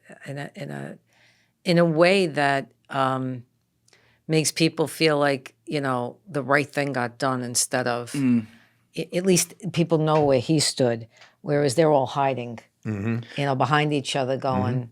You know what I'm saying? Like, Yeah. you get what I mean. Yeah. You would know more than me even. But I don't think it's like that. Sadly, I don't. When you look at the bureaucracy of the government, like all the agencies and everything put together, and it just takes a few bad people in certain places to make like decisions. anything else. Right? Like, I don't think the comparison is that far fetched. And also, I always cite this. When you go through Mafia history, you do see some people who were straight up fucking like gas pipe Picasso and guys like that who enjoyed it, right? There's a difference with guys like that. Oh yeah. But there is a difference to me when I'm sitting across from a mobster who I know has whacked people in that life versus, and I haven't done this, but if I were sitting across from someone who killed their wife. There is a difference. And the difference to me is it's all wrong. You can't fucking do that. And when the government catches you, you get what you get. But like, they know what life they signed up for. They know what it is. You all agree. It's like this kind of sadistic game. Like, you agree to be in this life. So that's the problem. That's why when people complain about the government, the most complaints happen righteously when it's bleeding off into civilians and people who aren't the government, and people are getting killed in places that should never be killed. Right. Because it's like, wait a second, they're not in your world. If some spy kills another spy, hey, knock yourselves out. But like, that's different right there. And by all accounts, your dad was very much in his life. That's what it was. He wasn't whacking, the guy around the corner for looking at him the wrong way. Right. Yeah, there's a difference. Code of there. ethics. I mean, that's they had a code, and he was the last of the Mohegans to abide by that code. Yeah, that's probably so fair that's to say. Yeah, it did start. It's nothing like. no. Yeah, Well, Gotti's the guy that changed it, He did. Yeah. right? Yeah, he did. It's fair to say. Yeah, I would say that's about right. I mean, even thinking of the people I was involved with along the way, it just was who could get to the room first. Yeah. Who could tell me first. Right. And we use that. Yeah. Quite frankly, I'd be like, hey, you know who we've got in the other rooms, right? Right. Go. And they were like, couldn't wait. Yeah. You know, even shit that I was like, oh, I didn't know that was you, but thank you. Yeah, it amazes me to think that some of these people are still walking around Yeah. Oh, yeah. that have, done what they've done. I mean, Because they've just told told what they want. Yeah, told I get it. everything, whether it was a lie or was it truthful. They just laid it out, But back then too, like when you found out Mm-hmm. about your dad, he's not now, but your brother was in the life with your dad, correct? Not my brothers. Andrew? He wasn't? Oh no, he was never made. He was Absolutely but not. he was associated at least. He knew Well, what was he did. going If my on. father told him to do something, he would do it. But he was, Right. My father would never allow that. But your uncle and your cousin were in there, like Mario was in there, his son Mario was was in the there. only one made. Okay. That was it. Mario was the only one made. Uncle Ralph, no, none of the rest. When did they explain? They benefit from him, Yeah. but they weren't in. When did they did you, because again, you didn't have Google back then or whatever. Yeah. And there weren't a fuck ton of books on this or anything. Like when you found out who your father was, did you have to go to the library and No. pull out books about what the Once- mafia is? No, once I found out, everything was explained. Okay. But you knew what the 5 families were before that or had no idea? No, No I didn't know clue who what they that were. was. No. Just like I didn't know I had a whole nother set of brothers and Yeah. brother Yeah. and 2 sisters. I had no idea. It's just so different from today, like how, we Oh yeah. Google away. We Yeah, get you everything find we anything need. you need. I was Googling.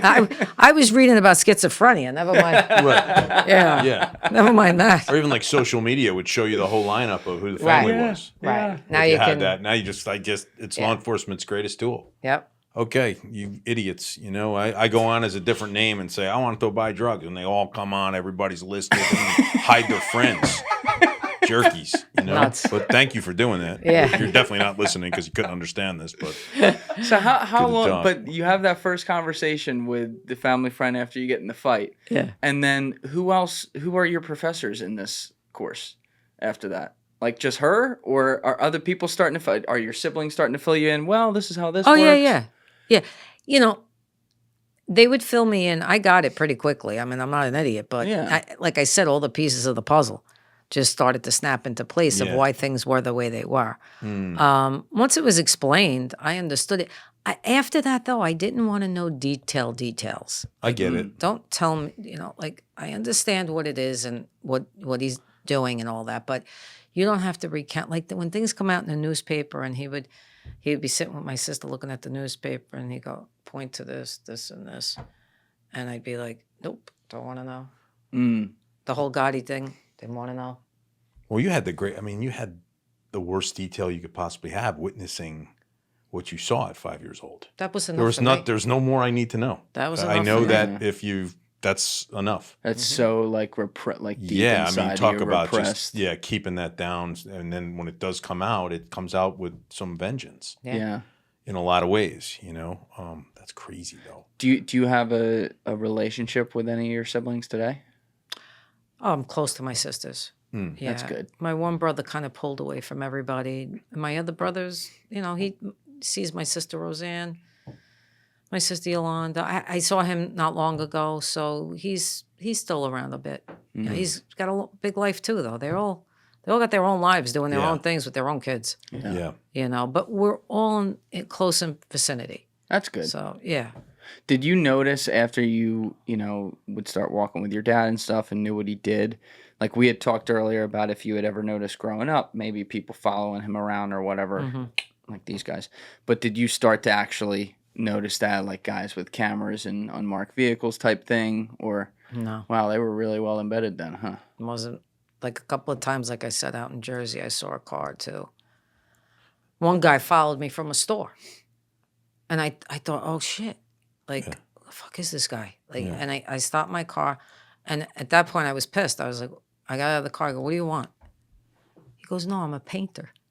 He says, I'm painting the house up the block, but I heard you were Vincent's granddaughter. I said, no.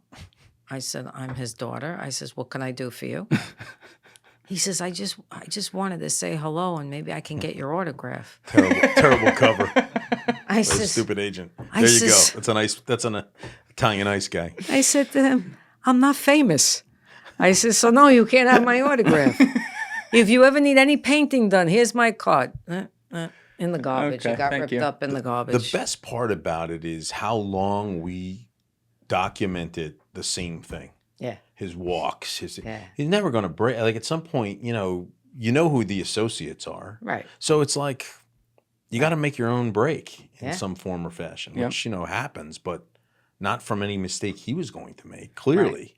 Right. Jim, how do you, because again, this one wasn't one you were, actually, this was right Yeah. before you, but the pattern. you have a pattern, but you have a guy who is so committed to a character for 30 years, and I mean, he would slip into play when he had to go places and not be that guy. He'd slip in back doors. He'd have it. He had everything set up ahead of time to be able so that if you were in range of a camera or something, no one could see him. How do you, as a surveillance guy, even make a case on a dude like that? It's a great point, and I always look at it when we talk about motorcycle riders, right? Guys that like motorcycles. You don't have to worry about you. You got to worry about the idiot drivers around you. Well, it's the same thing. He didn't have to worry about him because he knew he was tight. But it's the one or two idiots that make a mistake, and we exploit that. Right. And we take, and I mean, it was your dad lived the code, but not everybody did. Right. So, you start getting into someone and just, look, I can make your life miserable or you can still have a life. Yeah. What do you want to do? And most of the time, Or I they will couldn't have a say, life at all, if my father found out. They couldn't have a life at all. And that was something, again, we exploited as well. Hey, we can protect you. We can, which we've done pretty good with that, except for Solomon Dweck, but that's another story. He's a whole different story. I'll go to Baltimore Yeah. after we flew him around the world. Baltimore. Yeah, that's where he chose. But That's anyway, not my spot. wasn't a great spot. Wasn't a great choice, but it worked for him. But I think it's always that other person that you find the hole. Right. And there's holes, and we all know that in any portion of life. There's somebody that we could name somebody right now that if they went to them, oh boy, they're finding that out. Yep. No, you guys are also investigating these guys at the FBI, but there were like joint task force with like NYPD and stuff NYPD too. was the best in the business. I mean, they had the knowledge. There were folks that worked FBI organized crime their entire career, 25, 30, and they know each other. Right. I'm sure your dad knew the guys that were career FBI organized crime investigators. Sure. And they just had such a knowledge and history that they knew they could find that little breaking point. And that was enough. And those are very long cases. They're not overnight. And this FBI is this generation, which is instant gratification. So they don't have the patience to work the public corruption, unfortunately, the terrorism cases and the organized crime cases. They'd rather just make a big, oh, wow, we got a huge supply of drugs that we found in Miami Beach. You know what? There's 85 other people waiting for you to clear that area so they can bring their drugs in. Right. So you're doing them a favor. So that's how I always look at it. I think those old school mafia investigators, those FBI agents, the task forces, the NYPD, they just had the patience and they loved it. They almost felt like they were in the life. Like you talked to Donnie Brasco, you talked to Joe Pistone. Yeah. Those were his best years. Right. Like, think about that. Like, he's like, I never lived fun. like that. Right. I could never live like that. Right. He's right. Oh my God. Because it was not that you ever asked, but you never had a need for anything except what you know in your life and you wrote your book about, right? Like my family, Julian knows the story. My family, I was all mobbed up. My dad had to get out of the police department because he was being asked so many favors that he went to the fire department. Your dad wasn't. My dad was not. My dad was a Newark fireman, but I can remember being at the FBI Academy, and we got an assignment, and the assignment was simple. Hey, you need to go to the library. No internet, anything. Right. Need to go to the library. No cell phones. Research another federal law enforcement agency, and come back and just give us 600 words, on what it's about. I pick out the ATF. A very special. It was called like a very special agent. Right. I start reading. I'm like, let me go to the pictures. I flip to the pictures. First picture, my Uncle Frank. It says New Jersey's biggest, most notorious bootlegger. I pick up the phone in my room. I call my parent. Yeah, hello. When we went to see Uncle Frank, was that jail or were we really at the church? My mother's like, oh, yeah, we should have probably told you because we don't want to make you nervous. Right. Make me nervous. Now I'm getting questioned. I'm getting polygraphed. Oh, my God. So, like, he was, they were on that. And then she goes, and Uncle Dodo, he was even worse. He killed a few people. I'm like, okay. I sat, and my brother goes, we sat on his lap. I'm so nervous. I'm like, he wasn't going to kill us. Yeah. Anyway. But that's kind of, that's just the way, the way of the world to get ahead, to feel more secure, to take care of your family. Yeah. And there was a code. And if you cross the line, there was, your widow would get beautiful, taken care of and beautiful flowers and taken care of for the rest of her life. But you weren't going to be the one to do it. The word we haven't, I don't think we've used today yet, though, that needs to be brought up is one of my favorite topics. But it's environment, right? You only, it's easy for me or Alessi to sit here in 2024 and see the patterns of you as a child and be like, oh, of course, that's the Mafia. That's how it works. But that's all you knew. You were born into a house where you had this mom, you had this dad. The dad wasn't there sometimes. Your siblings were way older. Some weird shit happened. Sometimes some people got the shit kicked out of them, but you didn't know why. Right. You don't know, there's a lot of, for you to come to the personal morals that you have today, that you very clearly have, a lot of that has to be self-taught because of the nature of your upbringing. Mm-hmm. Yeah. I mean, mom had good morals, even though she was in, of course, my grandmother did too, even though they protected him. That was her son. Right. Yes. That was her husband. Yes. They had good morals, but they're going to protect their own. That's how it was, There was a sense of normalcy. Oh, yeah. You 100%. You grew up like every other kid. The only thing that didn't feel, for me anyway, was how women were treated. That I didn't. What do you mean? Yeah, talk about that. Well, because women were suppressed. You were expected to get married, have children, and take care of your mother. Period. End of story. You don't go to work. You don't have a career. You don't do any of that. So I never understood why that had to be, We were smart, all of us. My one sister wanted to be a doctor. The other one could have been a chef or a baker. Was she told she couldn't be a doctor? Well, she was going in that direction, and then she was 15, almost 16 when he moved her to New Jersey. And then... Oh, she was living with him in New York. No, they were all living. That's how old they were. Oh, right. Yeah. Oh, right. I'm sorry. Yeah, because they're much old. Right. Yeah. So her whole life changed after that. And then she met her husband, and then it all shifted. So, but he wasn't keen on, that kind of stuff. I don't know if he was afraid that you would get, you'd become something and then not be part of the family or not be able to take care of mom, or because he couldn't do it. He was involved. He had 3 families, and the one in the street took priority. Oh. It had to.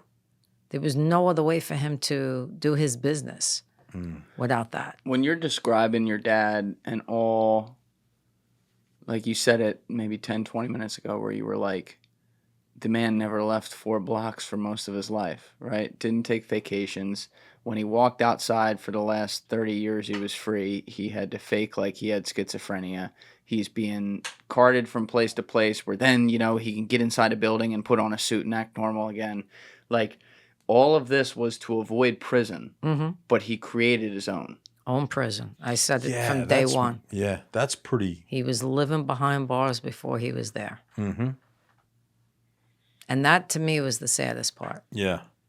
Now, for him, I think he enjoyed the power. I think he enjoyed... It was never about money because money was like, if you lost 50 here, you got back 100 the next day. Mm-hmm. You know what I mean? Mm-hmm. But it definitely, your ego can get the best of you when it comes to power. And there was one time that I remember him coming to me after he passed, and he said there was one time he could have got out.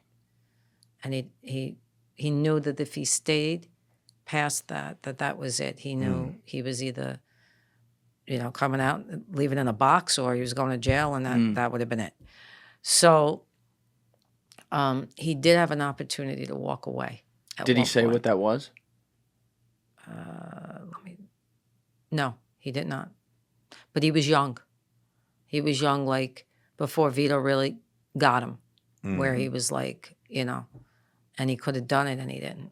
It's like a breaking point for him. Yeah. And you knew when you stepped over that line, that was it. Yeah, there was no going back. It's interesting though, because his mom. I mean, that story is pretty wild. What your grandmother and that whole odyssey, but like she came from a good background in Italy. She was very educated, like you said. She valued that education, but he never had she never got him into doing that. He didn't. I mean, I don't think he even finished school.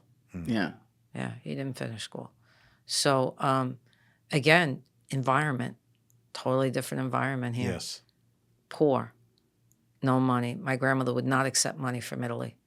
Like, it's like she made her bed. That was the other thing. She made her bed, now she sleeps in it. Yeah. Right? She made that decision. So, and, then becoming who he became and being able to take care of your family and your mother who had nothing. His dad died young. My grandfather died young. That must have gave him great, yes, a great feeling, and that it all lends to it. It all lends to it.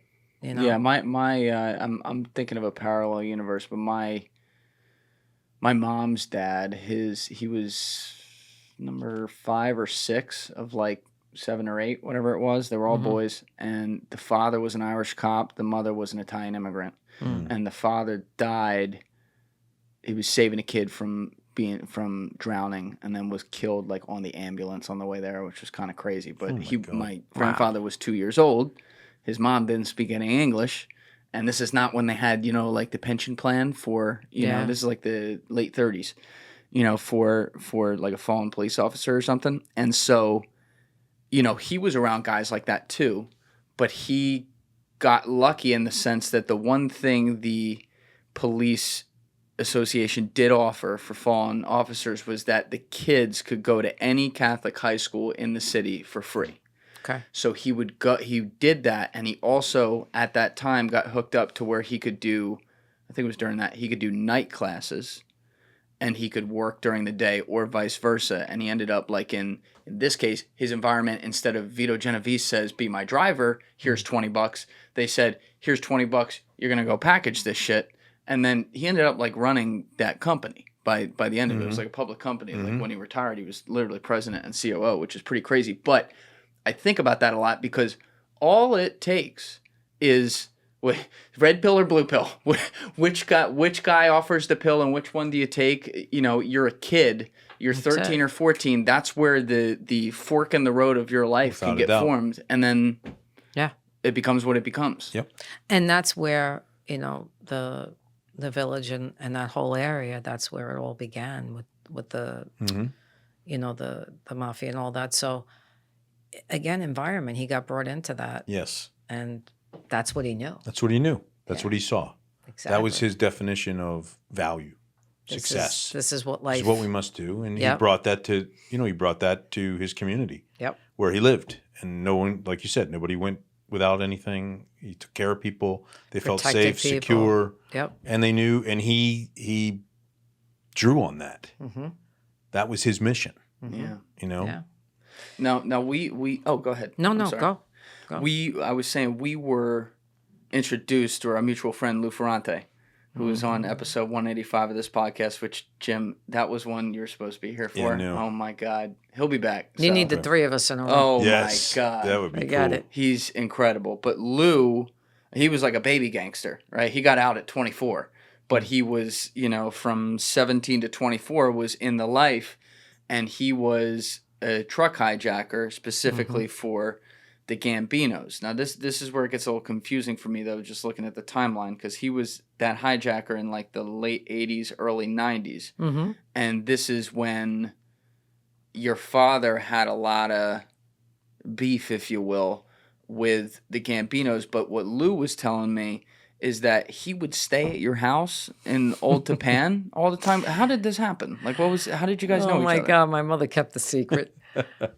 He would come for the weekend and just hang out, and we would, my mom had a pool and everything, so he would come and just stay for the weekend, and he would eat with us, and we'd laugh our asses off, and I could give a shit what Lou did because he was just my good friend, and he would do anything for me if I needed it, and vice versa. I wonder why. And I'm going to tell you, he didn't know in the beginning who I was.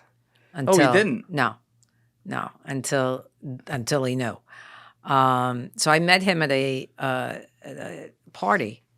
I think it was either a birthday or graduation party. We knew the mutual friend was having the party, and that's how me and Lou met. And then when he realized after the fact, oh my God, yeah. Then when he realized, we started hanging out, and he said, and he was trying to explain things to me. I said, I really don't care. I said, just come hang out. Let's just. But then they found out that he was coming and hanging out, and so he got told to stay away. And then he came anyway, and my mother was hoping that Lou and I would get married. That he turned the tide. Yeah, he tamed the beast. She really thought I was going to be a switch hitter, and I just was like, so. At one point, it could have been like where, that might have happened, but I know who I was. Right. He was just like my dearest, it was like a brother to me. Yeah, like a brother. Exactly. And so he kind of figured it was what it was, but we just never stopped hanging out, even though he got told, and my mother never said anything to anybody. But in the first place, how did he meet anyone in your family? That's where I haven't asked him that. So you met him, and then he started coming over a lot. Yeah. Okay. All right. Now it makes sense. Because the way when we had talked, I didn't really ask him about like the details of this, but when he was talking, it sounded like he was like a family friend. Yeah, absolutely. Like immediately, my mother loved him. Of course. Yeah. And he, I didn't know about him right away either. Like that he was with Gotti and all that. And when he told me, I was like, I don't give a shit. What do I care? Like, I didn't want to know from that. Your father doesn't like John, though. That's the problem. Yeah. Well, that's his business. We got to take a quick bathroom break. We'll be right back. All right, we're back. Jim, actually, you've been kind of hinting certain little investigations today, but maybe we could start with the Tino Fiumara one. Yeah. What was that investigation? Because he was one of the guys who followed up your father, basically. Like, I think he was in charge of the family at one point, right? The Genovese? I think so. Yeah. I So think when so. was that? What were you doing? Well, in my version of it was like 98. Okay. So 98, 99-ish. Mm-hmm. And we had a tasking.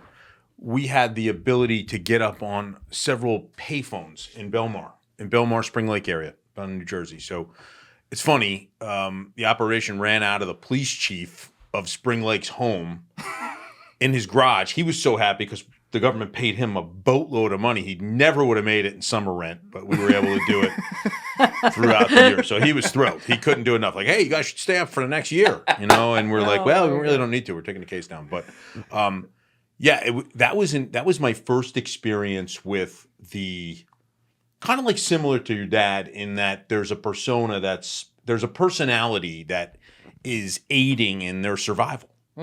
How do we survive? And obviously, it's funny, like we talked about, he created his own jail, so he didn't have to go to jail in his mind, right? So I think Fiumara did that in a lot of ways too. He had something where he wanted to have his, I guess you would call kind of his sixth sense was based on a wave to everyone. So he would wave to everyone. He would ride his bicycle on the boardwalk. This guy was a deadly killer, and it was publicized. He was a bat killer and piano wire, old-fashioned stuff. So he'd hit people over the head with bat, beat them to death, which is that's another level of what we were talking about. Yeah. That's serial killer shit. Yeah. So anyway, we get tasked as brand new participants that we had to go through and check our book off. Like, did you surveil a mobster? Check. Yeah. And so I get I was happy because I was living down the shore and with my family. So I was like, yeah, I'll do it every day. And, we learned about surveillance techniques and, with car surveillance. But what we never really learned about was walking or bicycling. How do you keep up with someone who purposefully is riding a bike and stopping at payphones to make his calls? So you had the payphones wired, you said. We had the payphones wired until How many? I think there was 8, and they were kind of like all over the beach area. Unless a payphone is a phone you have to go pay to put. You know what that is? Leslie's like, I pay for this. From the 80s. So you had 8. I cut you off. I'm sorry. I think it was 8. I think it was 8 locations, and the phones were there. So we would one team would follow him. He's at the ShopRite, and then you'd watch him make a call. Hey, look, payphone 6 is coming up. Then people will be ready, and the whole rules of Title III is that you have to minimize. Wow. Yeah, you got to minimize. Like you can't listen to if.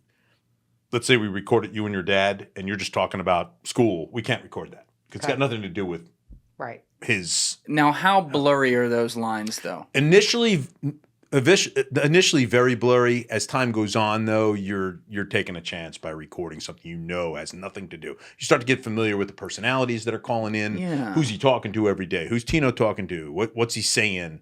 And code words. You learn code words like, hey, we need whatever the hell. McGreevy was using on his when he was recorded. Right. Was it Machiavellian or something was his keyword? So until one day he's riding down the boardwalk on his bike and, hey, how are you? How are you? How are you? And he would look for the person that was like, nice, he's a good looking like guy, always in great shape. So, if you like this, and one of the agents was like that, and he goes, hey, next call was don't talk on these phones anymore. We're done here. And that was it. Whoa, that was and it. it ended that quickly. So the procedure is one thing, but the tickling of the wire, which is what we call it, how you get people to elicit statements on the phone is really based on, I want to hear a conversation between your dad and his number 1. What do? I go out to the local store and I walk in and say, do you ever hear of a guy named Bill Smith? And they're like, oh, shit, let me call Bill Smith and let him know. Now, what's Bill Smith doing? He's reporting back up. That's not right. in your dad's case, but trying to get it out. And next thing you know, you get that phone call. It's like, hey, the FBI's out here asking about you. Bingo. Well, what were they asking about? Well, they served a subpoena on this, on this bank account. Smoking them out. We know the bank account is whatever. And then it just goes from there. And then we go out to the bank. Right. And then we just start the process. So now how hard this is a question I always forget to ask that should be asked with these wiretaps. We've talked about it with like some high level like international stuff, but when it comes to like organized crime in America, how hard is it to get a wiretap? Extremely on those difficult. Guys? And people think it's so easy. They're always paranoid about their phones being recorded and those things. Not the case. It's the last. You have to exhaust every other ability to do what you do. There's 6 or 7 things that we can do before we ask for a wiretap application. Remember, they're only 30 days long. They can only be 30 days long. You have to hear something. They can, but you have to hear something that proves your point, or you have to expand it based on other things you heard. We might be looking for a murder for hire and come across a drug situation.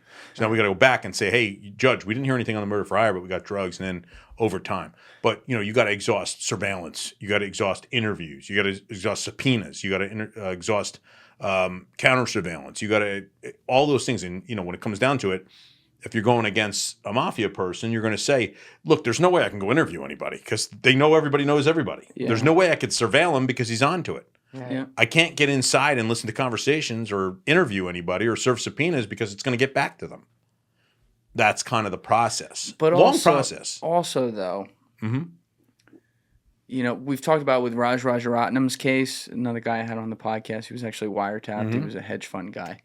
But his judge even said it after the case. He did an interview where he said the wiretaps are real tough in any case because you can have a phone call where someone calls and says, Mom will be home for spaghetti at 6, and you sound guilty of something. Yep. So what I'm saying is these blurry lines of like, 30 seconds, I haven't heard anything. I'm not even accusing the FBI of overreaching right here, though I'm sure that happens with some bad agents. But like, let's say Rita calls up her dad and says something, actually, let's use that same example, says something like that, like Mom wants to know if you're going to be home for spaghetti at 6 or whatever. if I'm an agent right there, I might say, well, it's the daughter. I don't know what she knows, but like I could say that sounds suspicious. Could I not? So at the end of the day, what the check and balance on that is, we now have to take that to a prosecutor. The prosecutor is going to ask those questions. Why did you listen to that? Why was it 40 seconds over? What was your thought process? Whoa. And they're not going to utilize that going forward. So you lose the evidence. It's just like if I went in on a search warrant and the scope said, can only take black buttons with white letters, whatever, and I took that one, white button with black letters. Why the hell did you take that? It's not in the scope. Fruit, like they call it, fruit of the poisonous tree. It doesn't follow, right? So now, well, if you took that, you probably wanted to take this and looked at it, right? And then it's on. It's the Constitution, for the best reasons, is extremely strict with regards to how you make a case. Right. I follow the evidence. If the evidence give me truth, I don't take facts and interpret facts for my own being. And many of the cases and the agents that you see that go bad, they interpret the facts so that they benefit from it. Right. It's not the job. The job is simply protecting the Constitution by collecting evidence and fact that shows either guilt or innocence of a person that's being prosecuted. Many times, and I've seen it, I probably have participated in it without knowing, but I did. Right. And you were like, whoa, I'm not so sure. And then appeals are a good thing. We have a client right now that we're going through that process. Right. And really our only out is to take that to that level where we're saying this is malicious prosecution based on not following the rules. And that hurts me to do it because, I'm now, if I have a client and I need to protect that client, I have to find the little holes that allow me to plunge through. Many of retired agents, they're like, well, why would you ever work against? Because it's not working against, it's working for the truth. Right. I don't interpret facts. Facts are facts. I deal in facts. I want to start interpreting, well, then I don't know who the hell does that. What was your? It sounds like he never talked about it directly with you, but like maybe through your siblings or other people who told you. What was your dad's thoughts on the FBI outside of like, oh, he didn't like them because they were chasing him? Like, what do you think about their tactics or how they did their job? That's a great question. Bad start. Yeah. He's in my head right now. You say, tell DiOrio to shut up. Say hi to Vinny. Yeah. He just knew he was smarter. And he knew he could get around them. He trusted. I mean, this was one thing he would say to me all the time. I don't trust my left hand from my right. He said, so I don't trust anyone. And so he would make sure he would hold the people that were close to him close, but his enemies closer. Very godfather of him. Yeah. Yeah. So he's not, it's like you said, you could, they could have done more, he's saying. They could have done more, but they didn't. And he knew that they couldn't. And whatever they did do, he knew how to get around. For a long time, he was right about that. Yeah. I mean, my God. Yeah. They And didn't some touch of him them for he 30 would, some years. some of them he would tip his hat to or shake their hand or Yep. he had no, he said some of them were nice enough people. Yep. But but he just there was a piece of him at one point that felt he was invincible. Yeah. For sure. But never took it for granted. So he always had his back up. It was not like he put his guard down in any moment. The only time that ever happened was when he was in jail at the end. And 9/11 happened, and he immediately got on the phone to make sure we were all okay and talked just like you and I are talking now. And they had it all on tape, and that's how they were able to say. Oh, that's how they got him. That's how they got him. So they got, because they added like 3 years to his sentence later for obstruction of justice for faking. Whoa. And if he did not admit who he was and what he did, they were going to come after all of us. And that's when he... Oh, because you guys, right. And that's when he just said everything. He broke down and, not broke down, but you know what I mean. He just broke character, said, this is, I'll admit to everything, you leave my family alone. Whoa. Yeah. And that was like, I don't think it was completely unprecedented, but it wasn't, you don't see like the boss of a family ever like copping to a plea or something, you know, at the time at least. Yeah, when it came to his family, though, it was completely all bets different. are off. Yeah. Did you see him a lot when he was in Once. prison? You only saw him once. Once. In what was that, like 8 years? Something like that? Yep. I got the fear of flying gene. Back then. It was enough to see him once, though, in a prison. It was hard. It was very hard. He was angry at me because I wasn't going to see him. Because he wanted me to take my mother every other weekend because the other family was going every other weekend, too. Right? We were switching off. And I didn't want to do it. I didn't want to go. And I actually drove to North Carolina to see him. Where was he, Butner? Yeah. And then it was enough for me. I was like, I don't want to, not only do I don't want to see him like this, but I don't want to be in this energy like this. Yeah. You know, it was hard. Totally get it. It was hard.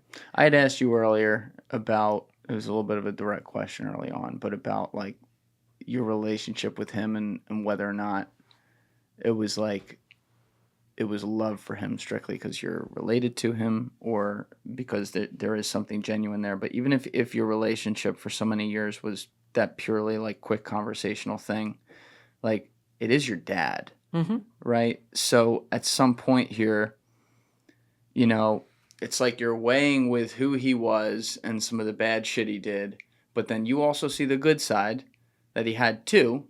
And then you have people on the outside who know who he is, who have their opinion one way or the other. How did you ever find peace with that? Oh, yeah. Oh, yeah. Because before he passed, I was writing him letters. And you'll see them in my book as well. I was writing him letters, telling him what was going on. I had moved out of my mother's house. He didn't know. So he thinks I'm writing from my mother's house. But, Put the right return address on there. Yeah. How to make sure. But he began to realize that there was something to the things that I was saying to him, like, you know, I'm sorry you didn't get to know the me for who I really was, you know, and that you were caught up in that life and you didn't get a chance to really experience who I am. And then I started to tell him who I was. And I started to tell him, and I guess, you know, he was, because he was religious, so he believed. So the things I was telling him about spirit and what I was coming to terms with in my own life and all of that, he responded in a way that I was just floored by. Like, I wrote a forgiveness letter to him that I think completely, like, broke him at that point, because he called my mother and asked to speak to me after he got the letter because he read it. And my mother said he was, like, almost like crying over the phone, like, please tell her I understand that I got it. I got what she said, you know, and she was right. And on and on and on he was going. And she called me and she goes, what did you say? I said, I'll bring it and I'll show you, you know. And she read it and she was crying. And I just put, like, my heart all into it, you know. And I had no expectation of him responding or a return letter. And I left it. I just knew that when I got it out and I wrote it all, that I was done, that I healed that piece. And then when he called and he wrote back, I was like, oh, he's already transitioning, meaning he's already shifting his energy before he leaves here. And I knew he wasn't probably coming out, especially when they added those 3 years. Yeah, I mean, he had open heart surgery, like you said. It's not like if they would have let him out when they did, he would have been alive. He would have lived long. Yeah.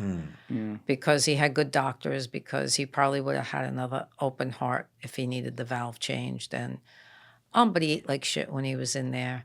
What's cool was I actually heard from a few people that hung out with him in there.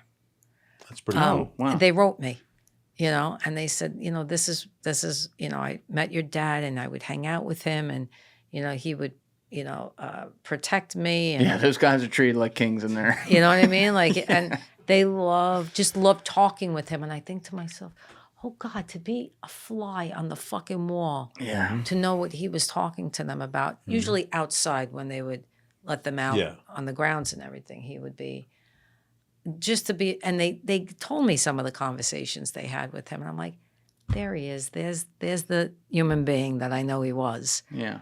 And that he just could be himself. And I think to myself, like you were saying before, he already made a jail for himself, right? The thought came to me was, well, now he's in jail, but he's fucking free. Yeah. Yeah. Because he can just be. No need to look around over his shoulder anymore. You know what I mean? I what a dichotomy. Yeah. Crazy. Truly is. So I almost was like, oh, that's nice that he could experience that, you know? He was eating shit that he never ate when he was out. You know, like ring dings and shit from the fucking vending machines after a while. I'd be doing the same thing. Right? Yeah, why not? Fuck it. Yeah. So that's like when I hear from people like that, 3 or 4 people reached out to me and said how much they loved him, and he was just a great guy to sit and talk with. You know, that makes me feel good. And like he's a legend of that world for sure. So, you know, they're sitting with a piece of history. But that's really cool that you got to write that letter and get that off your it was chest. the best. I love that. It was the best feeling. And the fact that I got the reaction, which, again, no expectations. I learned a long time ago not to have expectations of anyone, you know? And when he called, I was like, oh, thank you, God. Like, he got it. Like, it hit his soul. I could feel it. He was at that time, he was in Missouri. Okay. So that's where he passed. And I could feel the energy between us. And I was like, oh, this is so awesome. This is right near the end. Yeah. Wow. That's powerful. What's cool to me is that his trials in his life, you know, obviously lead to our testimony.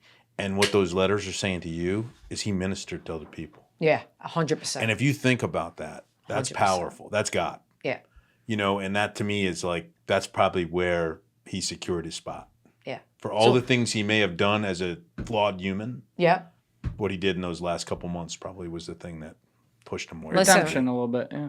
I'm not one of, I don't believe in hell and all that shit that they come up with in that religion. So I knew where he was going anyway. Yeah. But my mother was afraid for him. Of course. And she would say to me, Bree, do you really think I says, Ma, I said, you know how many rosaries he said a day? I said, it's not like he didn't believe and he didn't love God and I said, he just made choices that weren't maybe for, you know, his highest good. I said, but he did a lot of good things too. I said, so it balances out after a while. Yeah.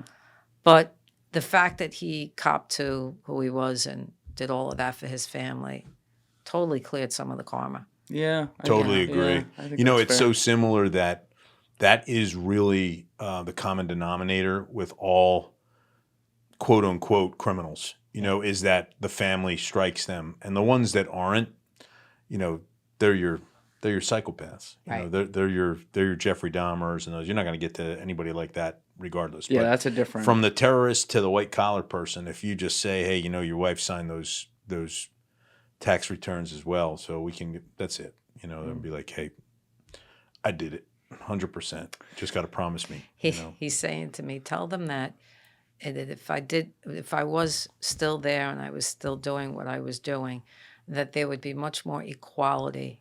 Oh, he's saying if he was president, that there would be much more equality where money is concerned. Like there would be no poor people in this world, he's saying. Like he would be taxing the people that needed to be taxed. Right. In order to have the money for the people that didn't have. And he'd be giving out his own money. Yep. Someone call up Bernie Sanders right now. Tell him we just what heard. about soldiers? Was he patriot with soldiers? And you mean did he go to? No. Was he a patriot? Like did he love the military and respect it? He felt like, well, he's saying to me now, he says it was a shame that we had to get to those points to have to put kids in a position where, you know, where we could have settled it another way. I wonder what that means. Where we could have settled it another way and not have a legion of kids die over things that could have been settled. He says that the corruption is beyond, you know, what he says, what I know, of course, because I can't even watch the fucking news. I know. Yeah. It's tough.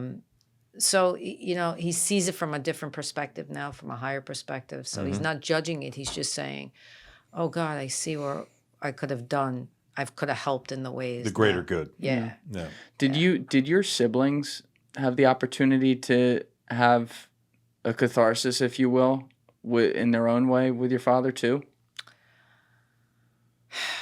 I'm not sure. I can honestly say that I'm not sure. Because nobody has shared that with me. I can tell you that I have spoken to my sisters, and, you know, they get out stuff when they need to that they're still processing. And then there are times where they're okay, and they're, you know, we talk it out, and it's good. What kinds of things, if you don't mind me asking? Like, people think we still have a lot of money. Right? People think Buried somewhere or yeah, something. like when he died, like he left us millions and millions of dollars. You can take us after. Yeah. But what they don't realize is I work for a living. My sister's a crossing guard, you know, making money and living off her Social Security and, you know, pension that my ex-brother-in-law had. So we're not living high on the hog. Right. You know what I mean? So sometimes, you know, a sister will get upset like, oh, he could have left us better. You know, like we wouldn't have to be where we are today if, you know. And then we all look at each other and go, all right, we're learning a lesson from this. There was a reason why we didn't get. I says, and you know what?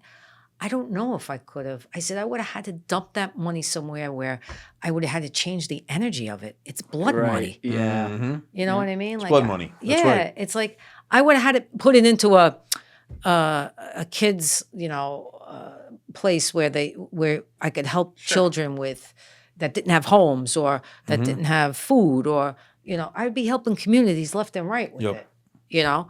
So that, you know, we would, if it were mine, I wouldn't have kept it. I would have been using it for something better to change the energy of it. You know what I mean? Yes. So just those types of things, like things that when you get upset about them now and you think back and you go, God, it could have been so much easier if he would have just this, Right. you know, or just this. And you know, the other family was treated very different than us. How so? They were favored. You know, they were favored in a lot of ways. He spent 4 out of the 5 during the day, 4 nights at least there. Yeah. So he knew them differently, especially than me.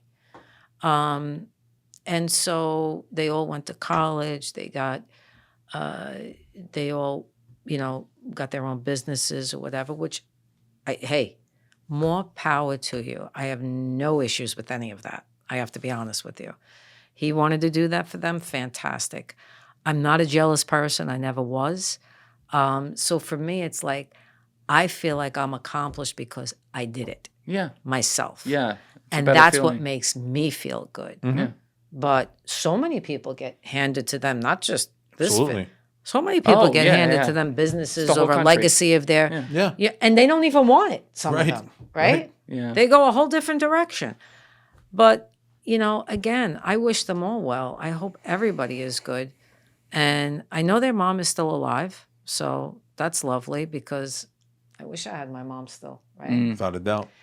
And I'm actually glad though because she went through a lot physically. So I'm happy that she's How long free. ago did she pass? 2015. Okay. Yeah. It was like losing an arm for me. Yeah. Because I took care of her my whole life. Yeah. You know? Do you Even emotionally, I took care of her as a kid. how, Because how so? I was a change of life baby. Half of them were out of the house. The Yolanda, Roseanne, and Andrew. No, Yolanda, Roseanne, and Sal married, all out. Andrew really wasn't living home, on and off. So I was her, you know, kept her going. Yeah, the second phase, if you will. Exactly. Wow. Exactly. Yeah, and she carried a lot, and then she had to carry a lot through you because of what you experienced when you were young. Yeah. And so your siblings, as far as you know, didn't have an experience like that though when they were young, right? No. And they might have been, you know, it might have affected them a little differently because they weren't empaths. Yeah. You know, they weren't sensitive like me. So it may have affected them differently. For me, it was just, it hit me in a way that nobody would understand unless they lived in my body. Yeah. You know? Yeah. They just wouldn't know. Do you think what's coming across to me is that your mom loved your dad a lot. She talked about his innocence. He was all Loved she ever him. knew. Or Unconditional. whatever. Do you think your dad loved your mom, or I do. you do? Yeah, I do. But I will tell anybody this, and this is just the truth. We are not monogamous beings. We agree with you. choose to be monogamous. And that life called for 100 different women if they wanted, right? Yep. I've had people come and try and get in touch with me to find out if they're a sibling, you know, because they think maybe my dad was their father. And I think, right? I've had that. I've had people reach out to me for that. And I'm like, well, listen, anything's possible. I'm sure I'm sure he was around. But don't come here looking for anything because I got nothing to tell you, you know? I wish you all the best, but what was that tweet from Ronan Farrow a few years ago? He was like, when they were trying to say that Frank Sinatra is his father. You ever seen that? No. Can we pull up a picture of Ronan Farrow next to Frank Sinatra just so people can see this? So people were trying to say Ronan is not, I guess, would it be Woody Allen's son or whatever? He's actually Sinatra's. Put Ronan Farrow next to Sinatra. And like there was people looked at it a few years ago and they're like, wait a minute. Like, yeah, pull that first one up right there. Actually, no, close that one out. Second one. Close that one out. Nope. Hit the X. Hit the X on the picture on the right side. All the way over. All the way over to the right. Up. Yeah, there you go. Hit the one. See Frank with the hat right there? Yeah. Hit that. I mean, look at that. Look at them. Like they kind of do look the same. So there was this whole like conspiracy on the internet, like, oh my God, this is actually Frank's son because he doesn't get along with his dad. And he tweeted out, look, technically we're all possibly Frank Sinatra's son. It's kind of reminded me of that right now. That's how you got to treat it in a way. It's like, you don't know where he went. I don't know, you know, don't even care. But I know they loved each other. And that's all that mattered to me was that they did. And now they're having a blast. Yep. Yeah. You know, in the spirit world. I'm actually happy about that. They got to reconnect with each other. That's awesome. And you can't ask for more. And you got to forgive your dad while he was still alive. So that and weight, my mom. That weight has been off now for a very long time. That's got to feel pretty good considering the fact that like all the trials you were put through, I would argue were not really in any way of your own making. I think I'm trying to put myself in your shoes and the things you had to deal with by 7, 9, 10, 5, seeing that like it would only be mine, right? If I chose to be a victim in this and a martyr and say, well, this is what was done to me. So, this is it. Like, why should I do anything? Or so then it would be on me. But I said, no, I'm not doing that. I'm not going to be a victim to this. I'm going to live my life. That's awesome. So that's what I'm hoping for others that connect to me or read the book or, want to reach out. That's what I tell it. It doesn't matter the circumstances. It's your responsibility at a certain age. You got to take things into your own hands. I think that's especially today, that's amazing advice because I never,